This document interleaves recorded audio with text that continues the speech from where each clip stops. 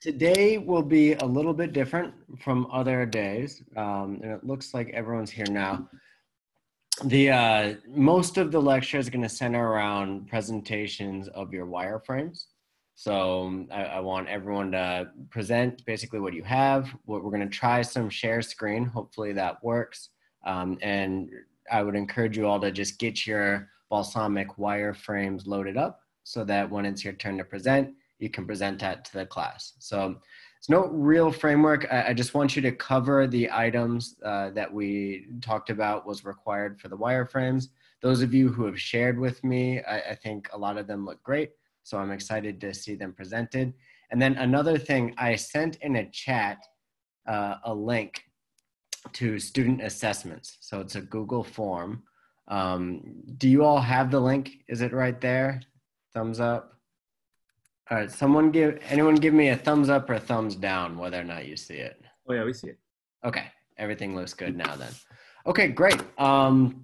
So the topic of this lecture is wireframe presentations and team formation. So the first, probably a little bit more than half of the class will be these presentations, and make sure that you fill out the student assessments.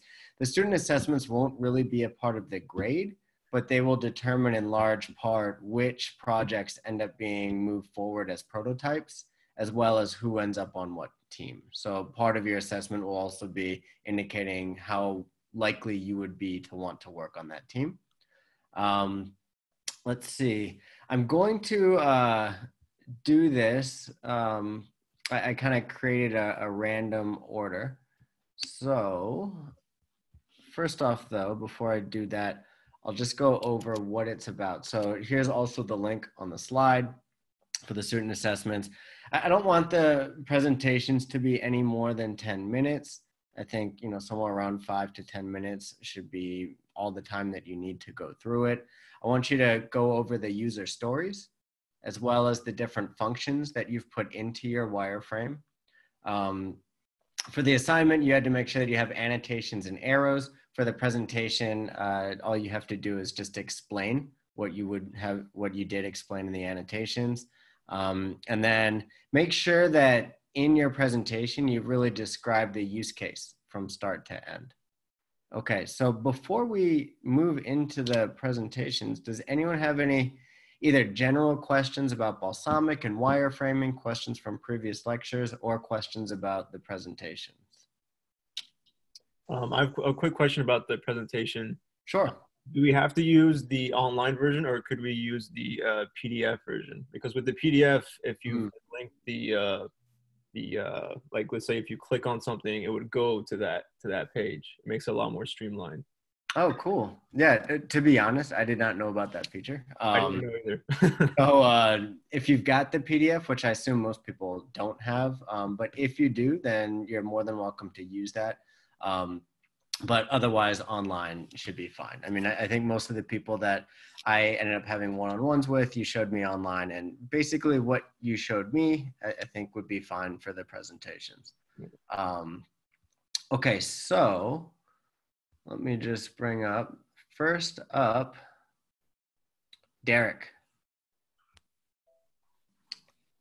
Can everyone else just give him a thumbs up? All right, and now before Derek, you start, does everyone have the Google form for the assessments opened up? If not, make sure you do so that you can give your assessment.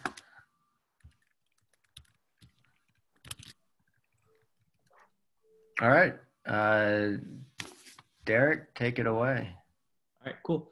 So this is my Balsamiq that I made. I don't really have a name for it yet, but it's basically the same idea that I just presented in class last week.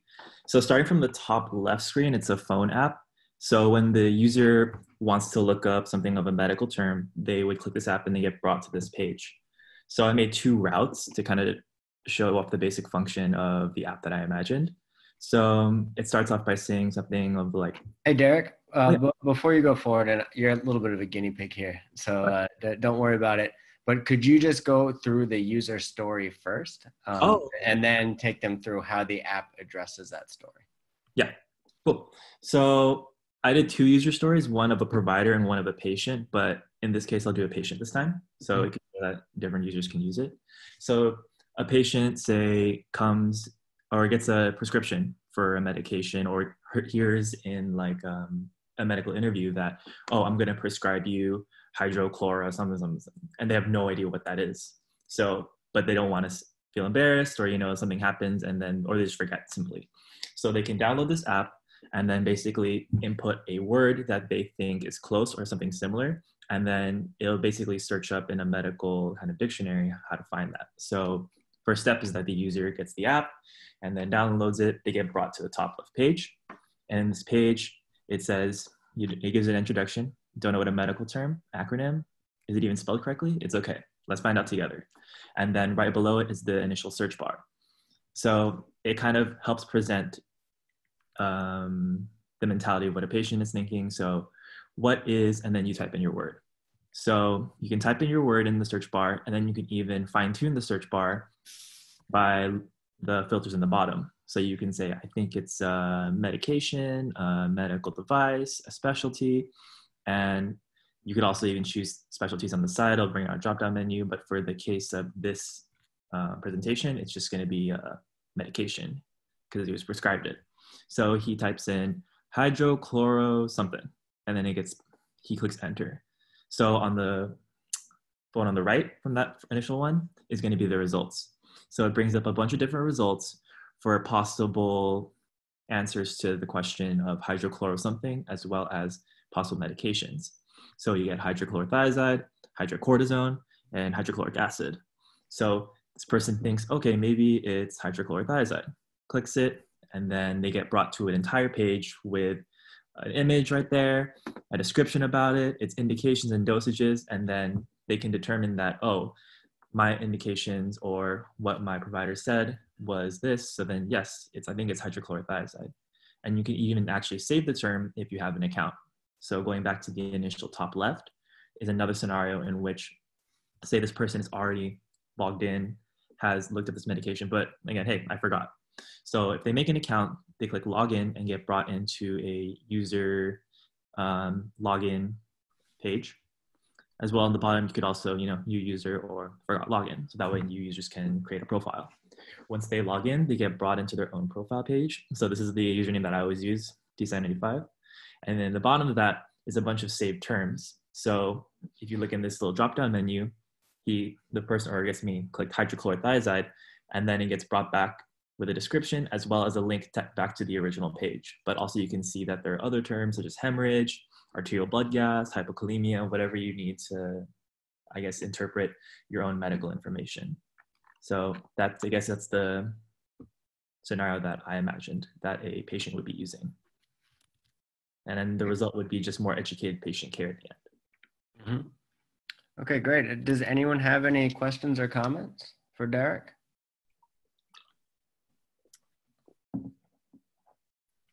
So I've got a couple.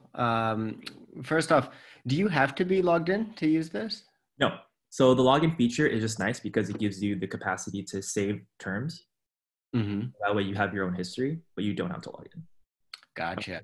And then how do you see in general the use case? So when would they use it? What do you think would be maybe the most frequent cases in which someone would use it? Personally, for me, all my experiences in the ER, and a lot of times doctors and patients, they go on their phone and Google things. It's just how it is. You can't remember everything, especially if you're a provider, and it's scary if you're a patient because you can't think that straight. So I would imagine that a lot of times people, if you're a provider, would use this in their day-to-day. And then for a patient would be using this, at ER visits, primary care visits. That way they can just be more well-educated. Because a lot of times when patients, they're scared, they want to know what's going on. You don't want to keep asking your provider all these, I guess, basic questions, but rather you want to come in educated. That way, when you can ask more serious questions and find out what you really want to do. So I imagine that from the patient's point of view, this would be used prior to doctor visits, maybe at home, who knows, maybe like diabetes care, things like that, at home use, things like that. Okay, great. And then is there anything else that you'd like to say to the class to kind of pitch them on why they should join this project? I think this project would be fun because it's something that, from my perspective, and then from a few colleagues that I've been with, I experienced with, would like to have. I think it's not just a patient, it's not just a provider focused app. It's also a patient focused app as well. So it's something new too, because a lot of times when you Google things, you don't really get the medical term initially. A lot of times you get things that are similar or things that aren't even related to the medical field, especially when you're looking up things like medical acronyms and shorthand and stuff like that. So it's nice because even though it's not, I guess, an original idea, it's kind of a culmination of different ideas. Because if you look at the filter, there's, the usual medication, medical conditions, but you also get different things like medical acronyms, lab results. Even I wanted to throw in like a little medical Spanish in it, just to make it a little more applicable and like wide range. So it has a lot of avenues, even though I guess at its core, it's kind of like Wikipedia. Yeah. Rather, it's more focused and catered to healthcare in general. Mm-hmm. And I think on the patient side, that really could be cool to have the translation aspect, because I think so many people for which English is not their first language, having this app that really tells them about the drug that they were just prescribed could be very beneficial. Mm-hmm. A lot of times in my experience too, in the ER, patients who are primarily Spanish speaking if they don't bring a relative who grew up learning English as well, a lot of times the providers have to bring in some sort of translator. But I've never seen a scenario which a patient was empowered to have a translator with them. So Gotcha. This would be another alternative to that. Well, thanks so much, Derek. And if you end up pursuing this as a prototype, one thing I would encourage you to do is really potentially talk to some of the doctors with whom you have worked as a scribe and figure out what really are some of the heaviest hitters, whether it be drugs or other certain terms that they struggle with, and then how you can really attack those heavy hitters straight on. Yeah, that sounds cool. All right. Can I ask a question? Yes, absolutely.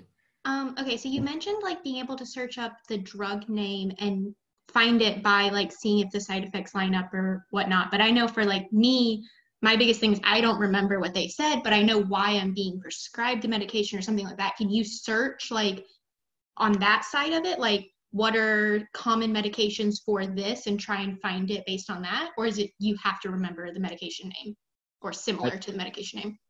I don't have a layout for that specific scenario, but I imagine that there is, because on top of that, instead of maybe if you know what you're diagnosed with, instead of clicking medication, you could click medical condition. And then if you know what that medical condition is, maybe in the drop-down menu, which is the far right one, instead of having indications, it would have like, different types of medication prescribed for it. So this layout would still be the same, but then the search scenario would be a little bit different. But this app does have the capacity to do that. Thanks so much for asking that question, Kelsey. I think you bring up a good point and something that could certainly be included into this project if it were to be pursued as a prototype. And I think it also brings up a greater point, which is that as you move forward with user testing, you're going to have a lot of suggestions, many of which are good, but there's going to be a lot of them. And so you're going to have to figure out, which are the ones that have been suggested that I want to actually include into the app. And that may or may not be one of those, depending on probably how many other users corroborate that as being something that they would like to see. So I think that it's a good example of what you will encounter when you do the user testing. Yeah. All right. Thanks so much, Derek. Anything else? I have one question for Derek. Derek, this is a really good idea. I'm a big fan of these kind of apps, so I'd probably download your app too. Thanks. But like my main concern with these type of apps is that they're not exhaustive. So like my issue would be like, where do we stem all this information from? Are you scouring the internet to get every single condition, every single type of information on there, like that's in the background database, or are you going to be linking it to another type of database? I mean, the hope at the end of this is to have some sort of system in which you can reference scientific papers and keep up to date with different information. I know a lot of providers, they follow a lot of different scientific papers that give updates in medicine. That way their information is up to date. But I guess for the sakes of this project, the information might have to be sourced from like an outside database for now before being able to kind of be self-sufficient in some sort of way. So yeah, I kind of realized that too, is that if you're making a whole search engine, that means you're gonna have to get that information from somewhere. But as of right now, even though the hopes is to have this as a self-sufficient thing where it can stay up to date, you know, every week, every month, whenever a new paper gets released, in reality, it may have to be sourced from something outside. Yeah, I think that's a great question. And it's the type of issue that many, in fact, probably all of the projects are going to face, because there is going to be this question of how do you generate the content needed to create a workable app. And then Derek, you already mentioned the potential to go Wikipedia, right? And have people add it in real time. There's also the option to just be exhaustive internally and be the ones who are supplying that information. Neither of which is the wrong strategy. It's just, I think they present different challenges, right? One is a more chronic challenge of you having to keep adding up-to-date information. The other is more of a community challenge of how do you manage a community that provides accurate information, right? Remember, you know, Wikipedia right now is a gold standard for a lot of research, but there was a time where it was banned from schools because of the lack of reliability. So both are challenges, and I think it's something that every team is going to have to think about as they move forward with their project. Yeah, I think to add on to that, then maybe for that issue of just how bottom heavy or top heavy it might be, like less information, I guess, would be the start of this app. So maybe instead of just giving like indications and dosages, which can be very variable at times, maybe just a description, you know, at the start of it. So just maybe just descriptions, and then as it kind of gains traction, you gain more resources, start adding more information that requires more up to date. Yeah. Another thing that I would add is that I wouldn't expect any app pre-funding to be all inclusive, right? So this is something that pretty much all of you are going to have to do, is figure out what are you going to specialize in. So for Derek, he might specialize only in surgery, or he might even go deeper and specialize only in a certain kind of surgery, maybe on oncology related surgeries. So specialization is incredibly important for any app that you're going to move forward. You have to figure out what is, they call it the beachhead strategy. What is that initial market segment that you're going to go after because you feel like either they need your app the most or you already have the most expertise in that area. Okay. Yeah. All right. And by the way, when you do that, you have the advantage of those target customers end up thinking that you're doing it for only them because you are. And so that engenders a little bit more goodwill between you and the customers. Kind of like the grocery one. Yeah, exactly. All right. That's all I got. All right. Thanks, Derek. Great job. Thank you. And thanks for being the guinea pig. I think you got a lot of questions that I think are applicable to everyone's wireframe. And you did a great job answering them. Okay, so next up, Kevin. Okay, so my user story was pretty much, I had in mind an athlete that needed to rehab. I was thinking like an NBA or NFL athlete, but he might not be next to his physician. So I was thinking of an app that would still allow him to rehab while still maintain distance, or if he needed to still keep progress while he still can. And so the main page takes you to a calendar, a search bar, and a list of body parts that you would like to work on.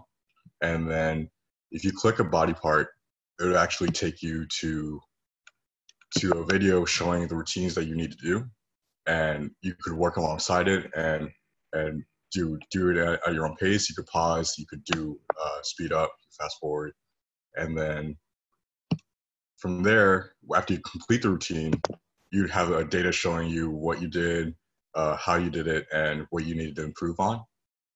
And I included an option to upload the stats to your healthcare provider, and your healthcare provider would actually be able to see your progress in real time, and he would be able to contact you if you needed to, and also list the link to the Journal of Sports Medicine to actually to be able to upload that data and to maybe come up with a new treatment. And then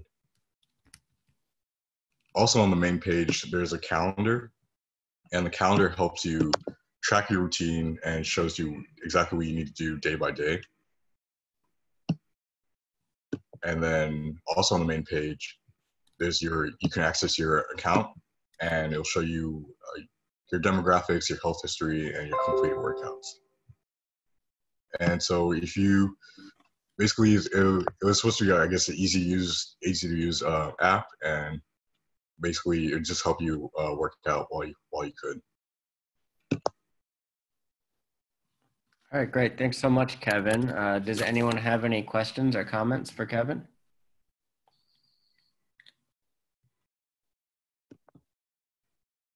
All right, I'll go.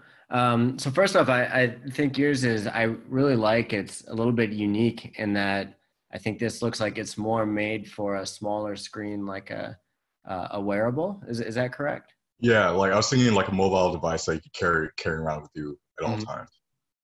Cool. And then I want to focus in on what you've got showing right now, the elbow, wrist, knee, hip, right?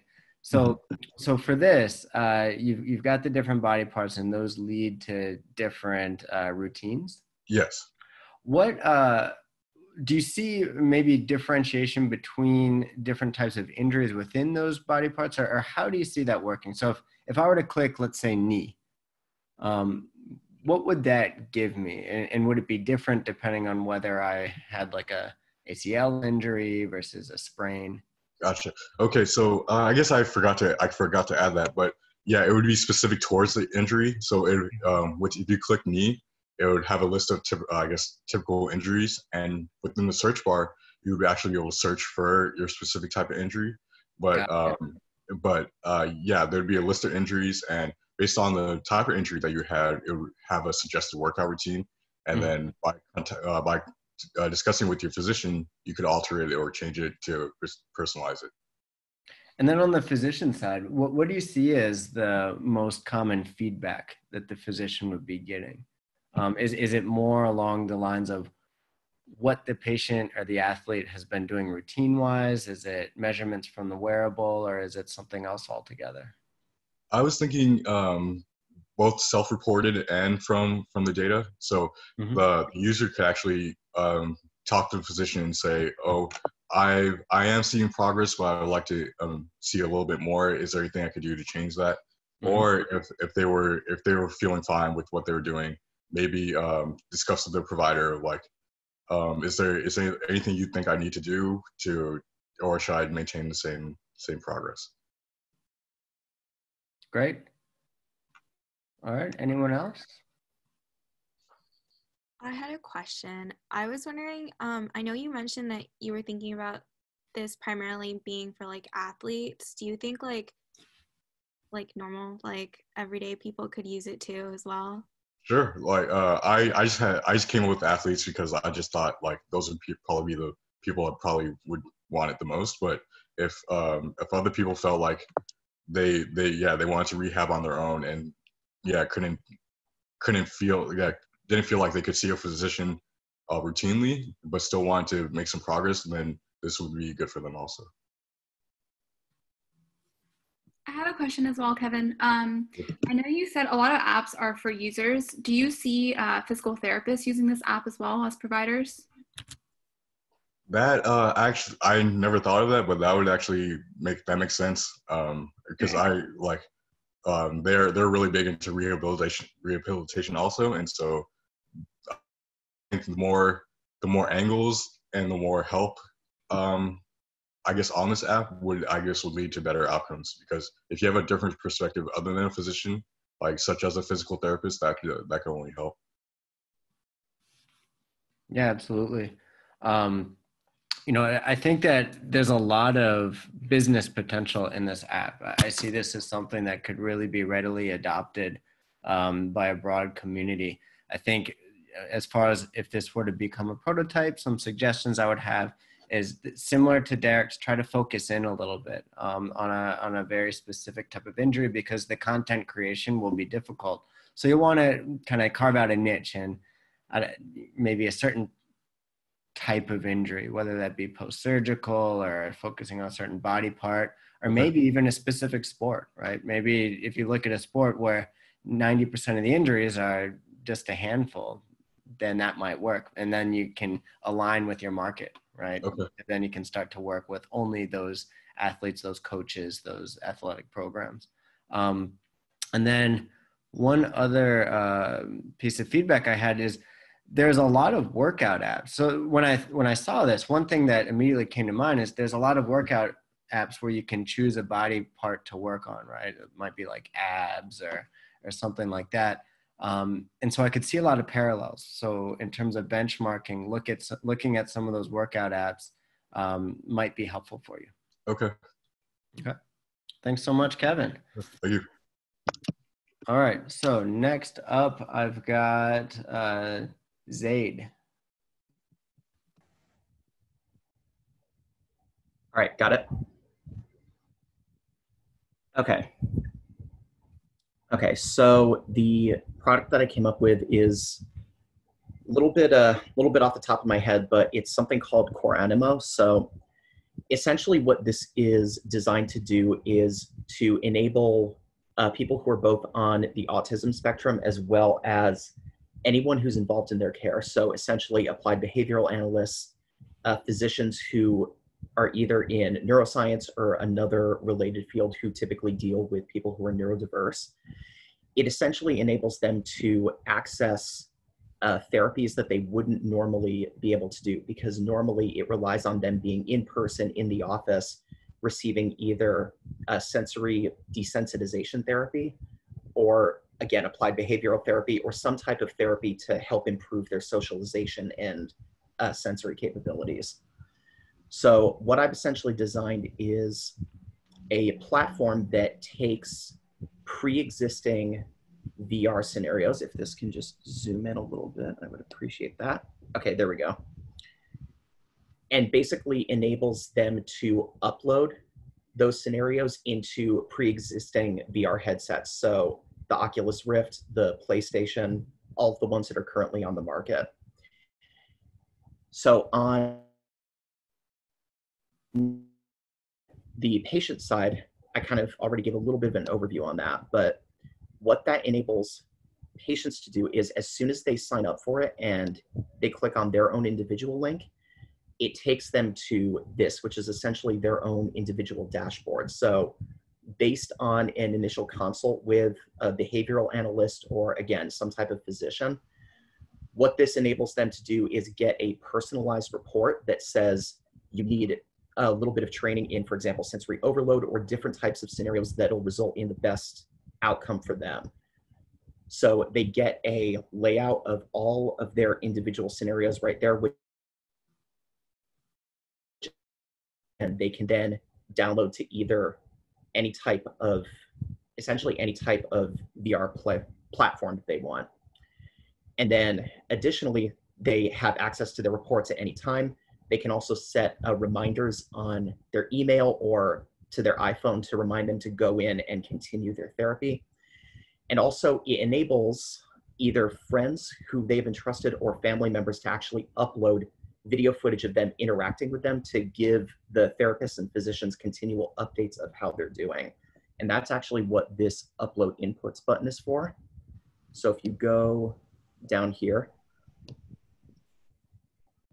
this is the page that they're taken to. So they can choose as to whether they want to make that public for all the providers, private for just one provider, whether they want to not list it for right now, or whether they want to schedule it being listed. And again, it gives them a lot of import options from Drive, Dropbox, iCloud, etc. Now, on the other hand, if they need to contact their provider for any reason, so whether they feel like they're getting behind in their therapy or they feel like it's slipping a little bit, it's as easy as just filling out this contact form. Again, 3 separate areas, and it's as easy as that. Now, on the provider side, what I feel is personally unique about this is that it's directly connected to the patient side. So again, the providers do have a login, and this could easily be connected with either Epic or another EHR system. All they have to do is just log in.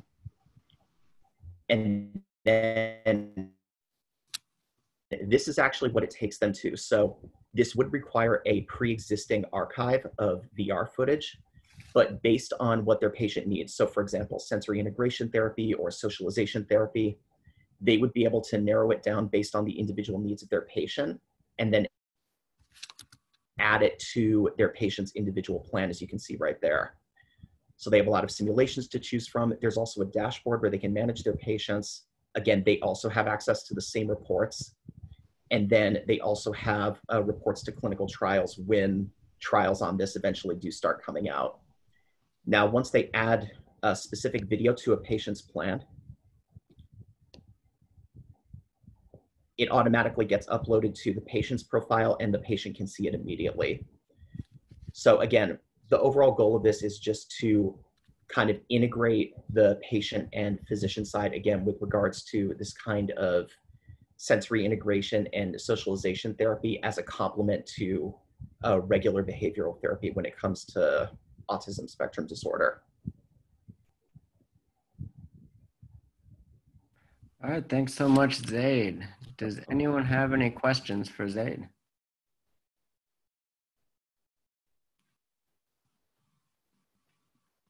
I've got a question. So could you go over just a little bit more what that connection, because you say this is really the unique part of your app, is the connection between the providers and the patients. So what do you see as either, you know, in your wireframe, that connection, how that manifests, or just speaking more speculatively, how you can see that evolving and making that a core benefit to your patients? Or your users? So in particular, I probably should have elaborated on this a little bit more. So especially for patients who are in rural areas and might not be able to get to either their therapist or their physicians regularly, the ability to upload that video footage of the interaction and for the therapist to be able to kind of gauge that interaction remotely, I feel like that would be of enormous benefit. And from there, they could analyze that, see what therapies, again, would benefit them the most. And from there, they would be able to kind of tailor the therapy to them. So for the patients to be able to kind of interact with the provider that way, and then the provider to say, all right, these are the specific kinds of simulations you need, and then I'll just add these to the plan and kind of tailor it that way. If that makes any sense. Yep. And any questions for anyone else, though? Did you all understand, or any questions you might have on how the app works?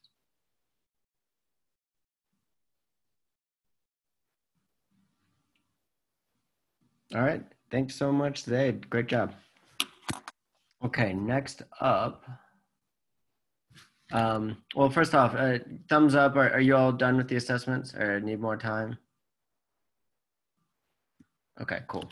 So next up, I have Kelsey. Okay.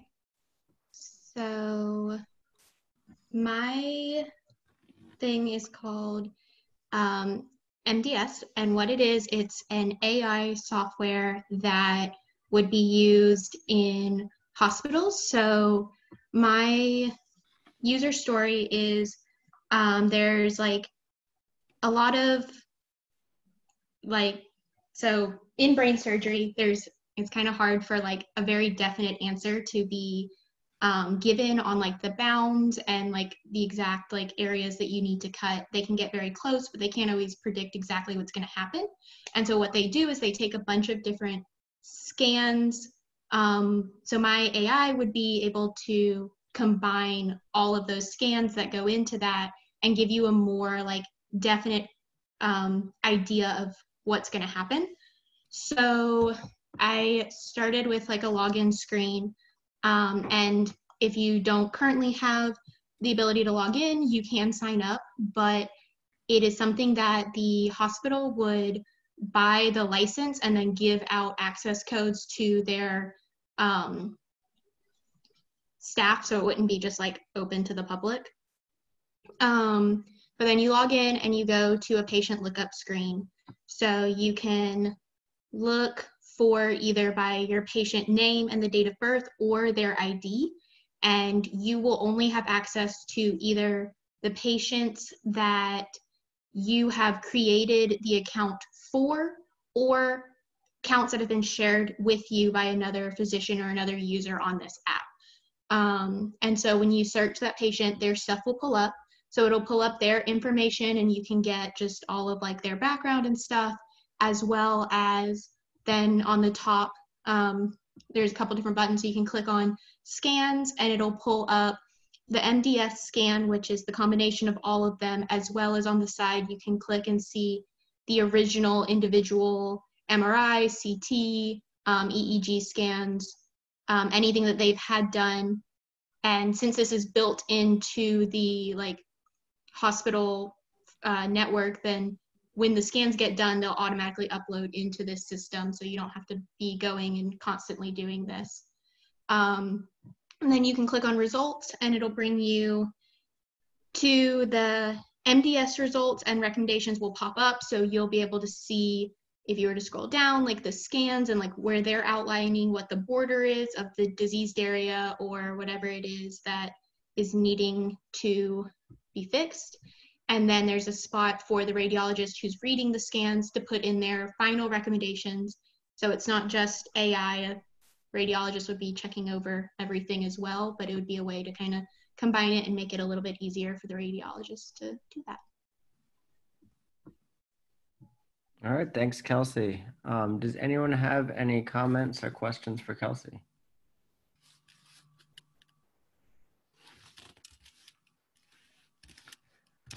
Okay, Kelsey, I got a question. It seems like the MDS scan is kind of the core value add. Is that correct? Yes. Could you talk a little bit about what that looks like and how that helps? So it would basically be something that can take the input data from an MRI scan, a CT scan, an EEG, and combine that into one that can be overlaid on top of each other and get a better idea. So each thing kind of shows you a little bit of something different inside the brain, but there's not really a way to combine them all and see it as like a whole thing. So this would be a way that all of that data is a little bit different. So able to combine it and see images or a 3D image of the brain where the electrical currents are going through the brain, as well as the tissue and how it's folded and stuff when each individual person, and kind of just get a better understanding of what the affected area. My thought in like focus area to start off is in epilepsy surgery. And so that's something that they do a lot of these tests to try and see exactly where the signal is going in the brain and things like that. So it would be able to narrow that down and just give you a more defined order of where that is, because each scan will show you something just slightly different. So it'll combine it all. Okay, great. Anyone else, questions or comments?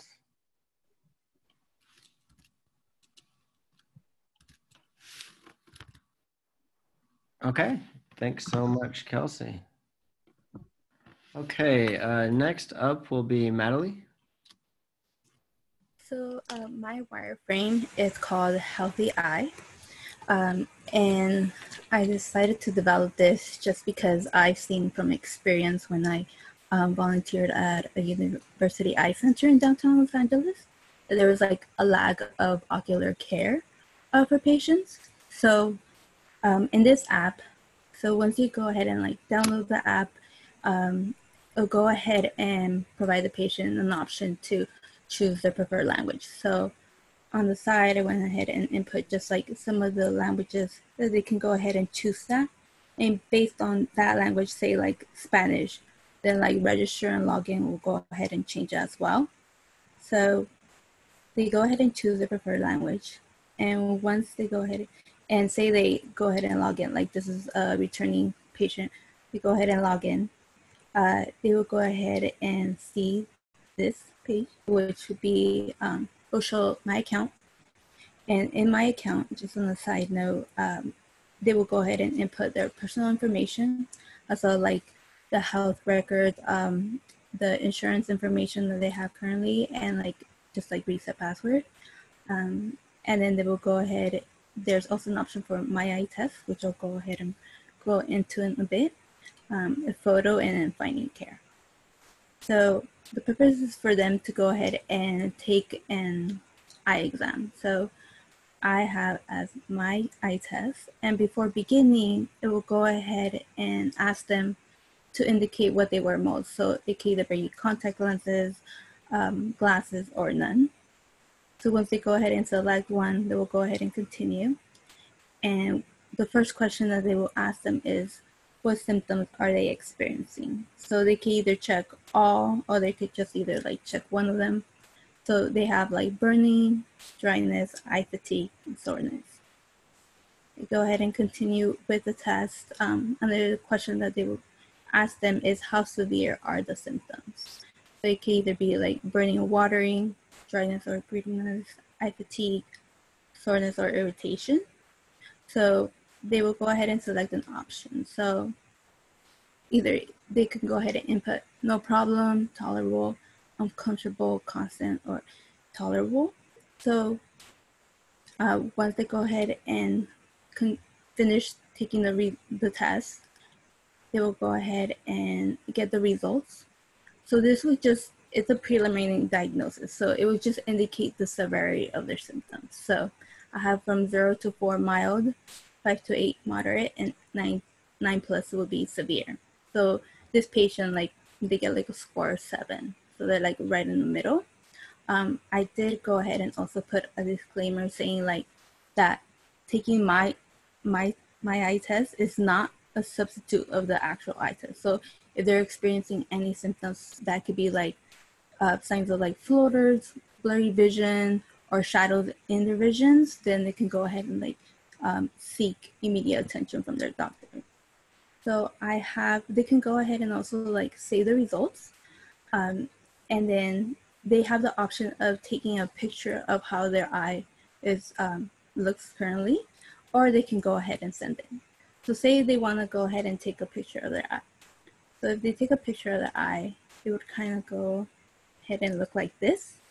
I have like the timer on the right hand side, and then like the lighting if they want to go ahead and put for flash. But basically it will detect your eye like on its own, and then they go ahead and take the picture once it detects everything, and they'll go ahead and receive like a high resolution image. So it will kind of look like this. So it will say like their left eye, this is how their left eye looks, and their right eye. Then they go ahead and click attach to My Eye Test. And once they go ahead and click to attach My Eye Test, they go ahead and select send. So they can either go to my provider that they have in the, that they already input, or they can go to a new provider. So say they go ahead and go into a new provider, then it'll go ahead and take them to this page, which would be like finding care. So they'll go ahead and input their zip code, and then the radius, like how long they're willing to travel, ranging from 5 miles to 30 miles. Their insurance information will go ahead and be already transferred to this page. And then once they input the zip code, radius, and the insurance information, it will go ahead and evaluate, and it will give them a list of optometrists or ophthalmologists that they can go ahead and contact. This, I didn't make a sign note, but for this, it will say like the clinic or hospital they're located, their name, the hours they're working, as well as their phone number. So once they go ahead and make my appointment, they can go ahead and make that appointment with them, and all of that information that they took, like the eye test results and the picture, it will go ahead and be sent to their like provider. And that's my wireframe. Oh, thanks so much, Natalie. Any questions or comments from anyone? I have one. So is the app supposed to like diagnose patients, or is it just kind of like an initial screening for physicians to look at their eye and see like? Yeah, so it's like an initial, it's more like, it's a preliminary diagnosis. So from there, if they have like a severe, they see like maybe give me one second. Like they see that they have like a lump in their eye or like redness that it just keeps prolonging, then that's when they go ahead and like they choose an optometrist or an ophthalmologist. But yeah, it will just be a preliminary diagnosis, because once they go ahead and go to the optometrist or ophthalmologist, they can go ahead and do even further testing, like dilating your eye, see what's actually in your retina, and see if there's actually maybe any diseases that are like unknown. Like it could be like glaucoma and they don't even know they have that. Sorry, I had a question too. So do you see like not only patients having this access to this, but as well as physicians, and they can kind of like see exactly how their patients are within this app? Yeah, actually, yeah, that's a very good idea. I have it for the patients to see and also for the providers to go ahead and just get a deeper understanding of like their current symptoms. I didn't write like all of the questions that my test would provide, but yeah, it would be also like for the providers. Sorry, I had one more follow-up question. Do you think like the screen that like the providers would be like a little bit different to what the patients are seeing though? I believe it would. I haven't thought about that thoroughly, but it would maybe give them a little bit more information when it comes to the eye, maybe like the axis and the diameter, and as well as like maybe how their like a normal vision is compared to their vision. I didn't provide this for the patient just because it might be too much information that they might not be able to understand, but for the physician, for them to be able to then lead them through, like, this is what I've been seeing through your results and through you taking that picture.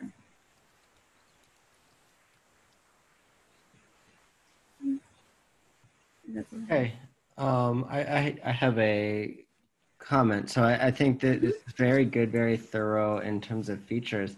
And there are a lot of features, which I think makes sense if it's a sort of whole solution for people who are looking to get that initial exam prior to making an appointment. But if you were to pick maybe one or two features that you think are most critical for your user story, what do you think those would be? Probably be two features.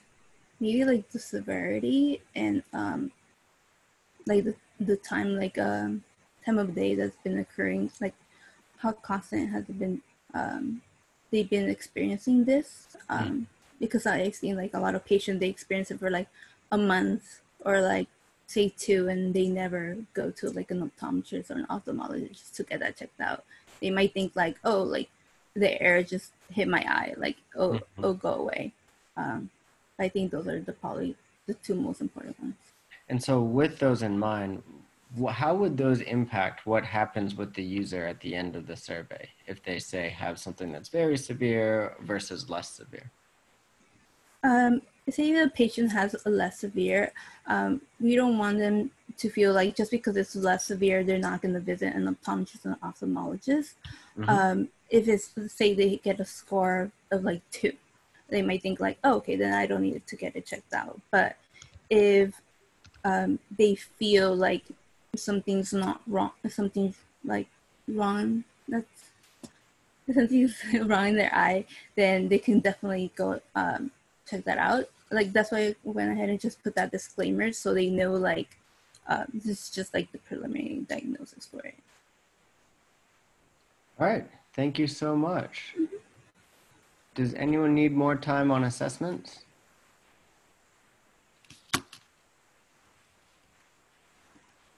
Okay, so next up will be Monica.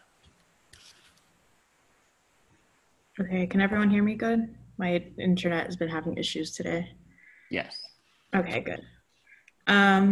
So my idea is called Inform Me, and it's basically something that's very near and dear to me because it's something that I've had to deal with, and so has family members and stuff. So kind of to help solve the problem, what the original problem is if we go to the doctor and we receive some kind of diagnosis, or we're told that we have to do certain tests and stuff, what I've experienced and others have experienced is that the doctors often rush appointments. It's very brief because they have to go see a lot of other patients too. And so this can leave us really confused and, end up going to the internet. And you guys all know that, you go onto WebMD and pretty much you have like a sniffling nose and you are going to die in like 2 days. So, it can end up with the patient feeling really scared, really confused, and the more that they go to the doctors, the more confused they can become over time. So the idea is that the patients can basically access this website, Inform Me, or this app, and be able to get access to videos by doctors or physicians or educators who work in a medical school to basically explain what the condition may be, what the test is that needs to be done. And they can feel like it's from a reliable source. They can feel like it's concise, it's in a layman's terms, so they don't feel so confused. So it's gonna look a lot like YouTube, like on the first few pages. So a patient can go in, they can just search up, say they wanna search up like asthma, or they wanna search up, I don't know, like what a CBC test is. They can find that. They have what the newest videos added were, what they recently viewed. There's a menu, really quick on the menu. They can, make an account, subscribe to different physicians. They can even make requests for new videos to be made. They can join a support group. They can even volunteer if they themselves are a physician and want to make videos or just contribute somehow. So say they click a video, it'll show what the specialty is, what the physician's name is, and what the video topic is. And I want to make it very simple to use. So we're not going to make very complicated, video topic names. And there will be a second-by-second closed captioning provided in case a user needs that. And it can be translated into multiple different languages. And then they can also subscribe to the physician. So once they decide, like say they want to volunteer, it'll take them to this page where they can pick how they want to volunteer, into what capacity. So whether it's captioning, creating videos, even answering and asking questions.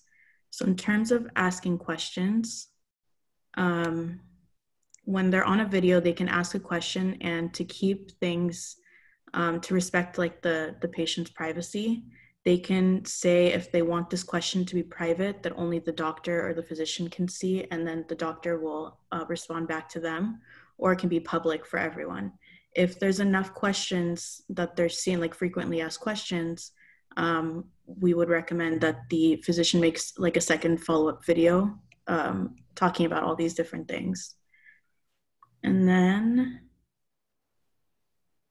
sorry, it's being slow. So let's say a patient signs up for the website. They have, the basic, account page, about me, picture and everything. Again, to take into account the patient's privacy or the user's privacy. And they can easily access all the things. Oof, that's not supposed to be there. They can easily access the videos that they've liked, things that they've subscribed to, saved, all that stuff. And if they join a support group, they can easily find it here.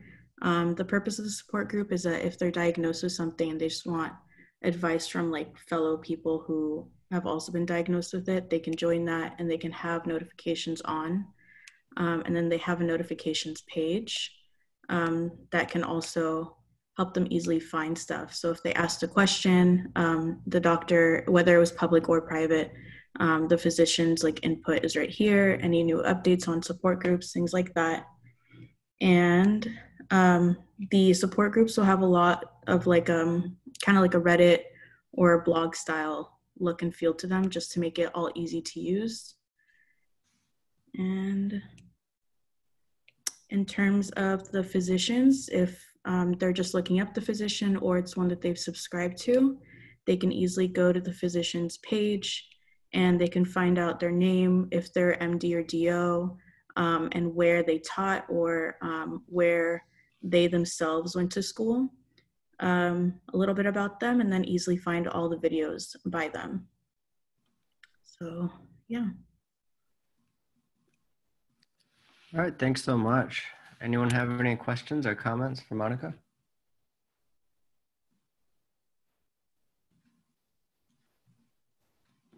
All right, I'll go. So the you mentioned, I really like that you have the volunteer part. If you could scroll up to there.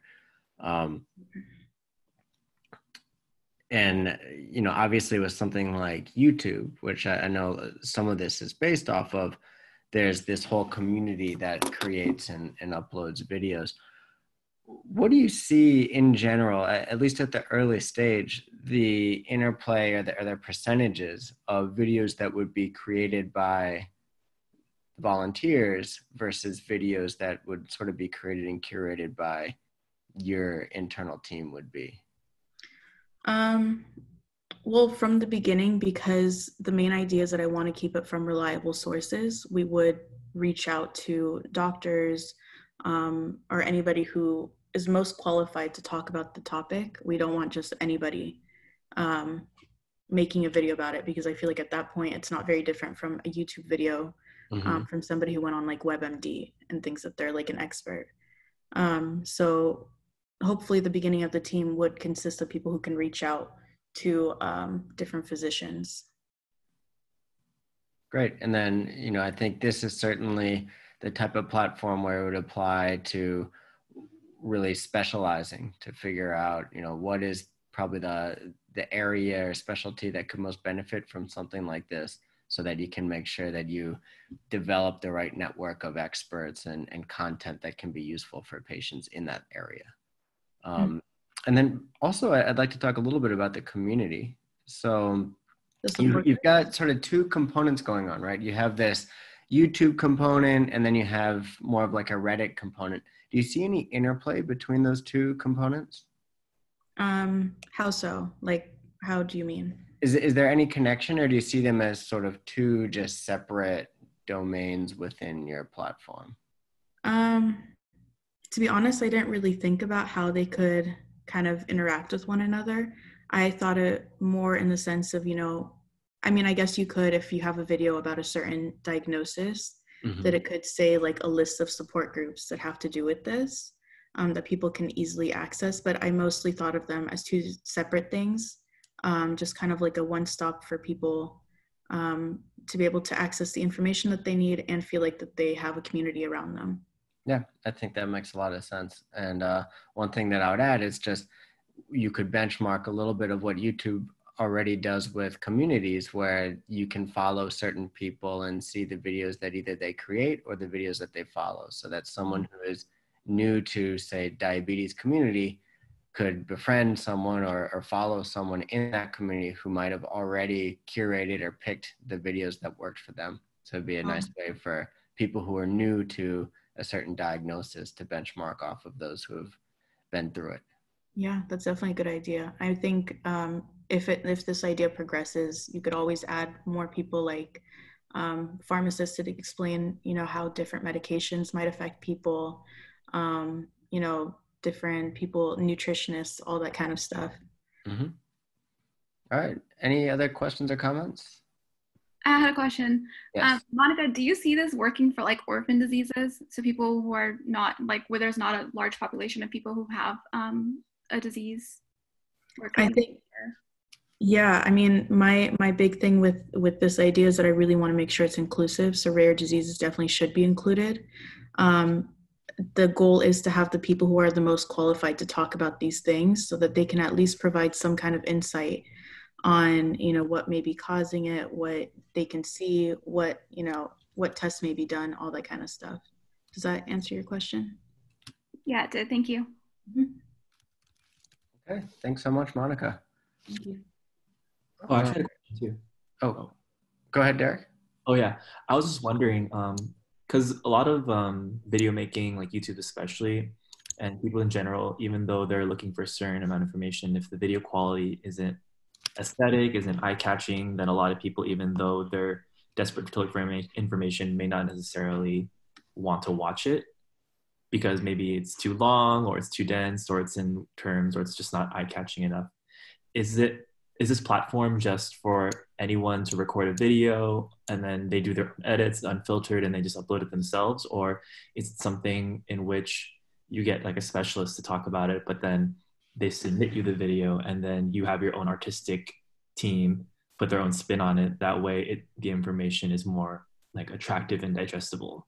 Because as of right now, it's hard to imagine going to a YouTube and I have to watch like a 15-minute video just to find out, what asthma is. And it's like the last 10 minutes. Is there any way that you have your own team, I guess, in the background doing your editing and stuff like that? Or is it just anyone can upload it? It would be something in the middle where, to kind of avoid having like an hour-long video about this, that we would send in questions to the physician, like these are the most frequently asked, these are the things that we would like to talk about. And then they can send us the upload and we can edit it depending on what their skills are. So some people do that. I know a doctor who uploads his own YouTube videos and likes to work on it. If that's something that they can do and like to do, they can do that for themselves. If they feel like, no, I don't really know how to do that, we would do it, but we don't want to make it too flashy because if you do have people who are older, people who don't really use technology as much, you still want to keep it easy for them and not too confusing. Cool. I have a question kind of about what you said in that. So you have people asking questions to specific doctors and you're reaching out to them, but all of this is like volunteer. Is there any sort of obligation or a way to like make sure they get back in a timely manner, or is it just all volunteer strictly, like if they want to respond, they can? I mean, it's something that would be volunteer because anytime you have a doctor who is basically not exactly consulting, but they're giving like their 2 cents and explaining things, there is a sense of risk, and you don't want to scare doctors away from contributing to something like this. So we would, reach out to a lot of different doctors and, ask them and see which one can sign up and say, we would like to upload this by this time. Can you send everything? By reaching out to a lot of people, you don't throw your eggs into one basket, and you can schedule it a little bit better.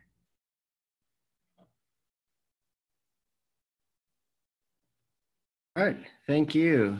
So next up, I've got Sifuni. Sorry, my computer just lost some of the files, so I was recreating what I was thinking about.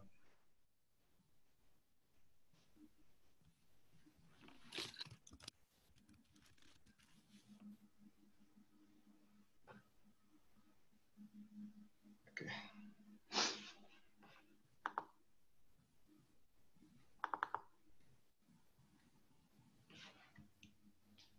So what I really wanted, what I recreated before, this one is just a quick version right now. I wanted to get something like similar like Derek, but a little bit different. I was focusing on how a patient can be able to meet with other patients who have the same problem and consult each other, like a focus group or support group. But at the same time, the application I'm creating also can be able to connect between the pharmaceutical people, or the pharmacy, to the person who is using the certain drugs through different social networks. So what I did was starting from just a simple sketch is like there will be, the app will open in a browser, and then a person can be able to search generics by filtering, maybe write the names of maybe the medicine he wants, and then search for either generic of it or like a biosimilar, or maybe want to search for dosage of it, or maybe want to search for people who are suffering for the problem that he or she has. And for example, if maybe he wants to search, for example, like I have this kind of problem, and then I need to see how other people are dealing with it. So we'll click here and search focus group, which will will direct him into different kind of the groups which are already in the options. And then when he chooses the group, it will say that, how do you want to join this group? Either it's by WhatsApp link or maybe through a normal text group, or do you want to go to a center which deals with this situation? So for example, if he chooses maybe a place where you want to go, maybe the focus group place, it will show the location and the place where different people are meeting with the same kind of condition, or the support group place. Or maybe if he chooses like the WhatsApp thing, it will join her in the group where there'll be people chatting about the situation. That's the kind of skeleton of it. Okay, thanks, Safuni. Anyone have any questions or comments for Safuni?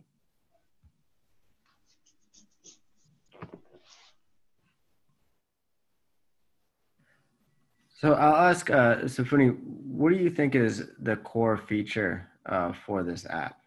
So you've got sort of like the messaging and a few other things. What would you say is the most important part of it for the users? The most part of it, I wanted people just to connect and share their experience. So I was most focusing on the chat thing. Mm-hmm. But I thought like when I focus it only on the chat thing, it will be like based on only the experience that I have, like for the places like where I come from, that internet is not really available. Mm-hmm. That really conflict with the searching place where I'm starting from. So I thought that giving options like 1 to 3 will give a little bit of diversity of the app being used at different places. Yeah, and I think it is important to have a user have information about, you know, their dosage or some of the drugs that they have, because there is a lot of misinformation out there. Sort of similar to some of the questions from Monica, what do you see as the ways to quality control for that? In terms of? Making sure that they get the right information.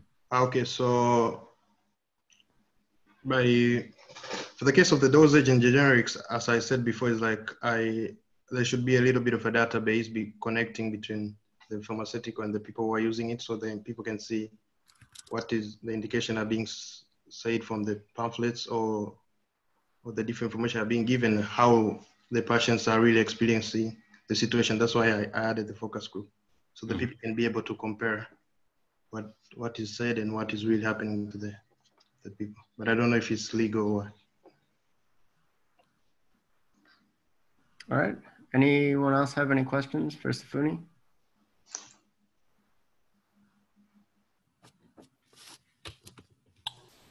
Hi, can you guys see? Yes. Samantha, you ready? All right, cool. Okay. So I made my wireframe based on like a wearable, like a precision dosage, I guess, service. It's essentially, so the storyboard would be a patient with congestive heart failure, or a CHF, buys this service or uses this service. And the service would come with the wearable device that measures the patient's vitals, such as heart rate, blood pressure, and oxygen saturation, real time, like the vitals you would measure when you go to a physician for your prescription refill. And the data of this patient will be sent to the company's computing system, and the recommended dosage for this patient is calculated using deep learning. The patient's physicians then will receive the data from the recommendation, and the physician will sign off the recommendation's dosage, and the recommendation dosage will then be sent to the patient's device. So that the patient will be able to see what their next recommendation dosage is. So this could potentially eliminate the risk for readmittance for patients with manageable chronic diseases, and also relieve some of the burden of physicians with these very low priority patients. So this is what my wireframe looks like.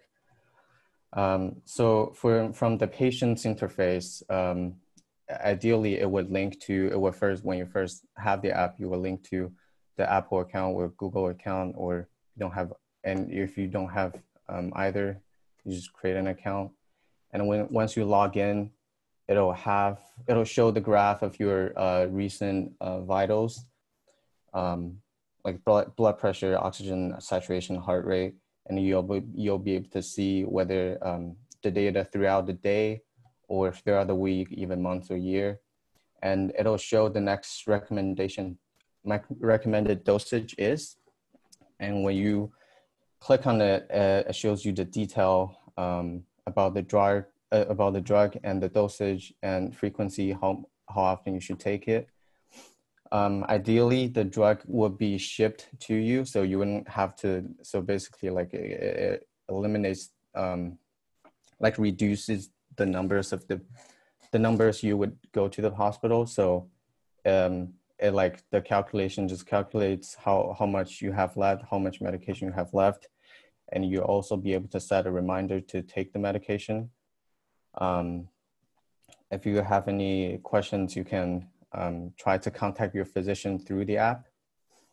Another feature that could be added to this app is to add a profile section for the user. So the patient, once the patient log in, it kind of adds that entertainment or feature that kind of incentive, like an incentive for patients to keep taking the drug. Like, for example, if you take the drug, if you continue to take the drug for like 10 days, you get like 10 points.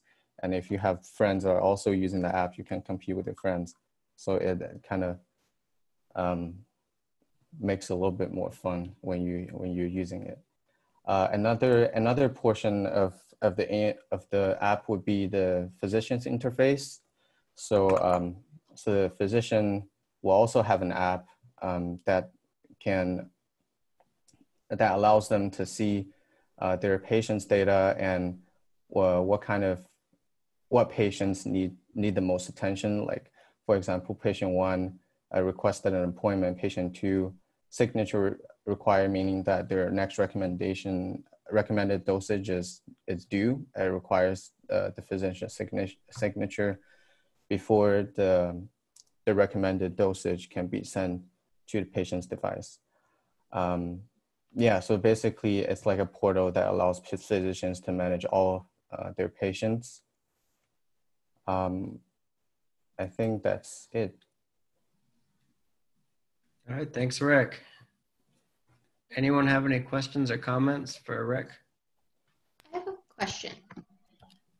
So you said the physicians have to sign off on like each dosage, but how often is that? Because it's not really feasible for them to sign off before they take it like every day or whatever, right? So how often does that happen?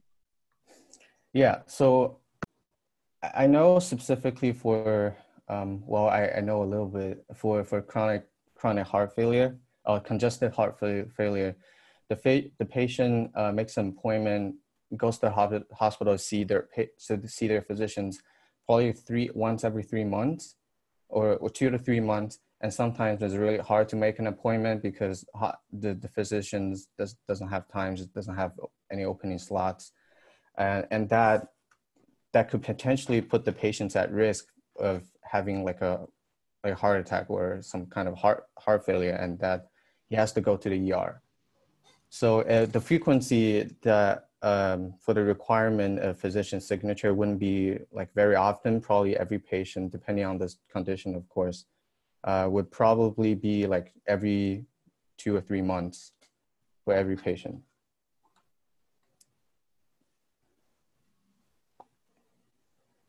Anyone else?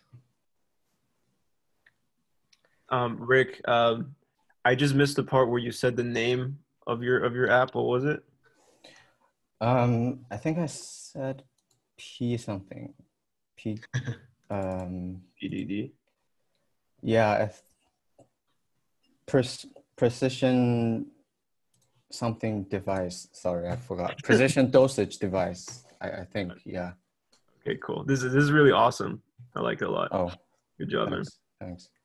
I got a question. So you have this data, and then it interfaces with the physician, and then that might lead to an adjustment of dosage. Is that correct? Right. So what would the app make any recommendations to the physician, or is it more just presenting the data so that the physician can choose from there what to do? It would make recommendations to the physician. Ideally, in a perfect world, the algorithm will also be regulated by like some agency. So the calculation and the recommendation is actually legitimate. Mm-hmm. It wouldn't be very, I don't know, very off or inaccurate. But it's still, at the end of the day, still needs physician signature for the actual prescription. Okay. But maybe in the future, it doesn't require that. Gotcha. All right. Any other questions or comments? I have a question. So I'm thinking more about the elderly. How would you kind of like appeal to that sort of demographic since they're not very up to date with technology? Yeah, I guess because if they're unable to make an appointment with their physicians or their doctors in time, that basically puts their health at risk. So I guess the best for that I can do is to make this app as user-friendly as possible.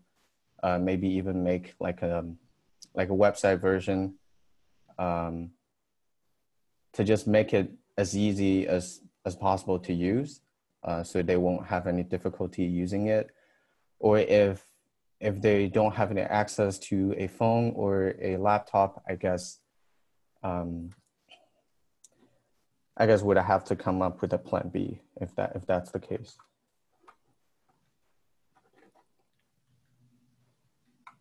All right. Thanks, Rick. Thank you.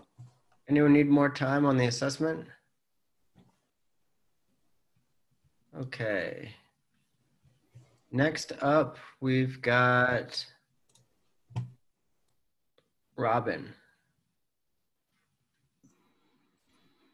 So my idea is more like a patient monitoring thing. So there will be a device that is like the Fitbit and like a wearable device for the patient to wear. And so the device can detect the patient's footsteps, blood pressure, and body temperature. So like basic input. And then after they have the device, there's an app that, so the user can either choose if they are the patient or the doctor. So if they are the patient, they can click here, and then they will go into this login page. After they put in their email, username, or password, they can log in. There's also like the new user create account page. And then right here, we have like my device where the patient can change the name for their device. And then before they connect the device to the app, like they need to put in the security code that is on the device, and they can either choose like change the name or remove this device and add another one. And also here it shows like the connection, like if the device is connected to the app or not. And also there's a GPS in the device that if the patient forgot where they put the device, they can click here to find their device. And here it also shows the battery level. And then down here, it has like all the input data, like the heart rate, body temperature, and footsteps. If the patient think that the information is not up to date, they can update data from the device, like kind of like update and get the, I'm sorry. And then get the latest result. And then after that, they can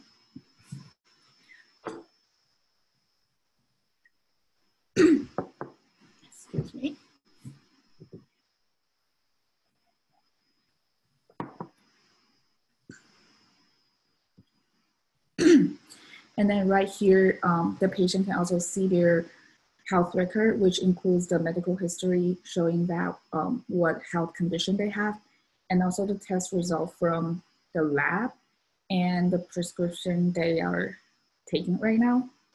Also, they can see who is their primary physician. Here's like the name, the hospital, and then the contact information. And then like here, the patient can choose to see the message that the physician sent them, or they can choose to send a message to the doctors asking question like if they have any concern about their current condition. And they can also make appointment with the doctors and also see if there's any update in the treatment plans. And after that, if they click on the account tab, they can have their basic information and also like their account information here. They can either change it or just view it. And right here, for the doctor, after they log in, they can search the patient either by their names or the patient ID. And there's also a filter. They can either choose like if they want to access the latest patient they have seen or like the earliest patient they have seen, or by sex, like either male or female. And after they click on a specific patient, they can see like the basic information here, and then see how's the patient's heart rate, body temperature, and footsteps. And then so they can, based on the data input from the patient, to determine that if the patient is reaching like the desired level of physical activity. Because this is like, as I mentioned before, I want this to be like more like a monitoring app for both the physician and the patient. And here, like if the physician think that the patient's the physical activity is not reaching the desired level, they can send the patient a message saying that you can do some improvement, or I think that we need to make an appointment and see if you're doing okay. And here's also like lab and that where the physician can just order the test for the patient, and then the patient can just go into the hospital and do some tests, and also pharmacy where the physician can prescribe or order the refill for the patient. And also the same account page for, it's similar to this where the physician can change their information. So my idea is like, so for some patients, the doctors need to monitor their activity and their well-being after some kind of maybe surgery or maybe surgery or other kind of condition. And the patient doesn't need to stay in the hospital and wait for everything. They can just go home and wear that device and then have their health, like heart rate, body temperature, and footstep input to the system, and then the physicians can just monitor from the app, which is easier. And yeah, that's my idea. All right, thanks, Robin. Anyone have any questions or comments for Robin?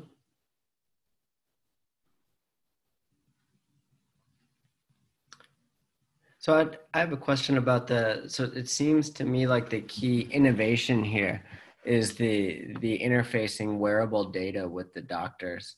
Could you talk a little bit more about, where would that integrate into, would that integrate directly into the electronic health record, or how would that work, I think, within a given hospital system? So I think that, this app is only suitable for patients with minor health condition, like, because like the data input is really basic, like the heart rate, body temperature, and footsteps. It's more like physical therapy thing like that. Like the doctor can monitor if the patient is reaching the desired level of physical activity, or like their heart rate is normal, their body temperature is normal, things like that.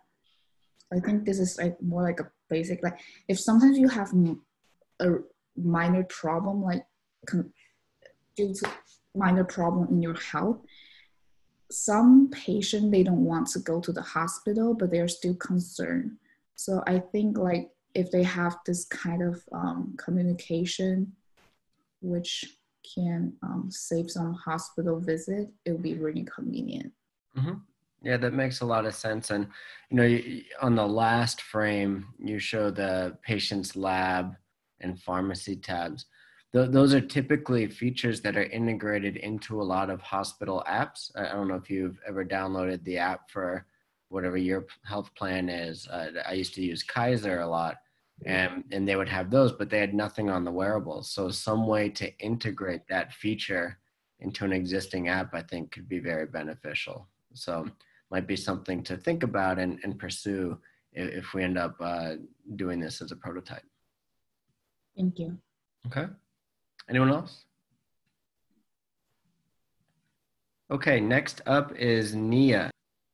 Okay, can you see my screen? Yes. Okay, cool. So my app is called Disconnect. So basically it's to help people with rare diseases to have an online community. So this first page here is the sign up. It's kind of like a basic social media sign up, your first name, last name, username, and password. And so then when you create your account you'll be sent to this page, which is a questionnaire. I'm going to ask them to talk about like who they are. So if they're a patient, if they're a parent of somebody with a rare disease, because sometimes they're childhood diseases, or if they're a partner of somebody with a rare disease, and then what they're looking for. So I have 4 options here: an online community, disease resources, local meetups, and advice. So I have a screen for each of these. So for the online community, this is what it would look like. It has user stories, and that can be any disease really. You usually want to share your story that you have with the community. There's a discussion board for you to talk about those stories that you've seen, however you're feeling. Different groups based on your disease, if you feel like being in a group for whatever it is. And then my story is the story that you write that you can share in that stories page. And then up top, we have the home, my profile, messages, and then alerts. I didn't really do those, but it's pretty understandable. And then you have the swipe down bar, whatever, that has those different options if you want to see those options as well. So in the disease resources, you can show what you're looking for. So you're looking for some specific resource on a specific topic for who you are, so a patient, parent, or a partner. And then there would be results here. It'll say the resource title, a little summary of it, and maybe a picture of whatever that would look like. And then if you wanted to do the local meetups, it's this people near me page. And so in your My Account or My Profile, you'd be able to put as much of your address information as you want. So it can be your full address or just your zip code.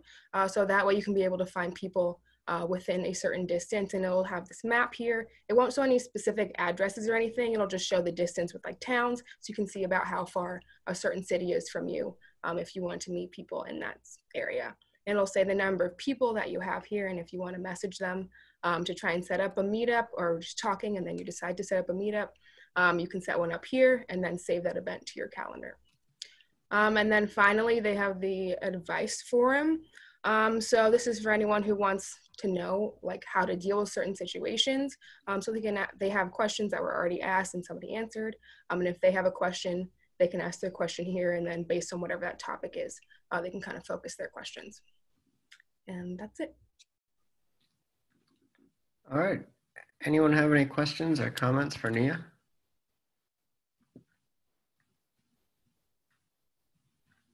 So when you talk about these communities, do you see this as more of a general rare diseases, or would they be divided between what disease they have within the communities? I think it would be for general rare disease, and then if you want to be in a certain group, you can do that by your specific disease. Gotcha. So with resources then, that would be more general. Yeah. Gotcha. Okay, that makes sense. I think there's definitely a need for that. And I know there's organizations out there that are trying to provide general resources for rare disease, but don't really have much in the way of a community. So they might be people to talk with if you end up pursuing this as a prototype. Okay, thanks, Nia. All right, so next up, I've got Mohammed. Okay, can you guys hear me? Yes. Okay. All right, so the name of my app is called My Practice. It's the problem that I'm addressing here is that solo practice doctors are pretty much being project managers of their practice, and they're spending a lot of time just on the administrative side of their operations. So essentially what this app is trying to help doctors to do is streamline that side of the operations on their mobile phone, so they can focus more on things that require more of their attention. So the user story here, as a primary care physician, doctor with my own practice, I want to organize and automate the operations so I can spend more time on matters that require more of my attention. So here are a list of functions in this app. So there's 3. One is a streamlined task management. So that's where you can assign tasks to like other staff in the practice, could be nurses, technicians, etc. Number 2 is patient scheduling. You can do that straight on the app. And patient profiles. You can also make the patient profiles right on the app. I gave this a difficulty of 2 because I realized that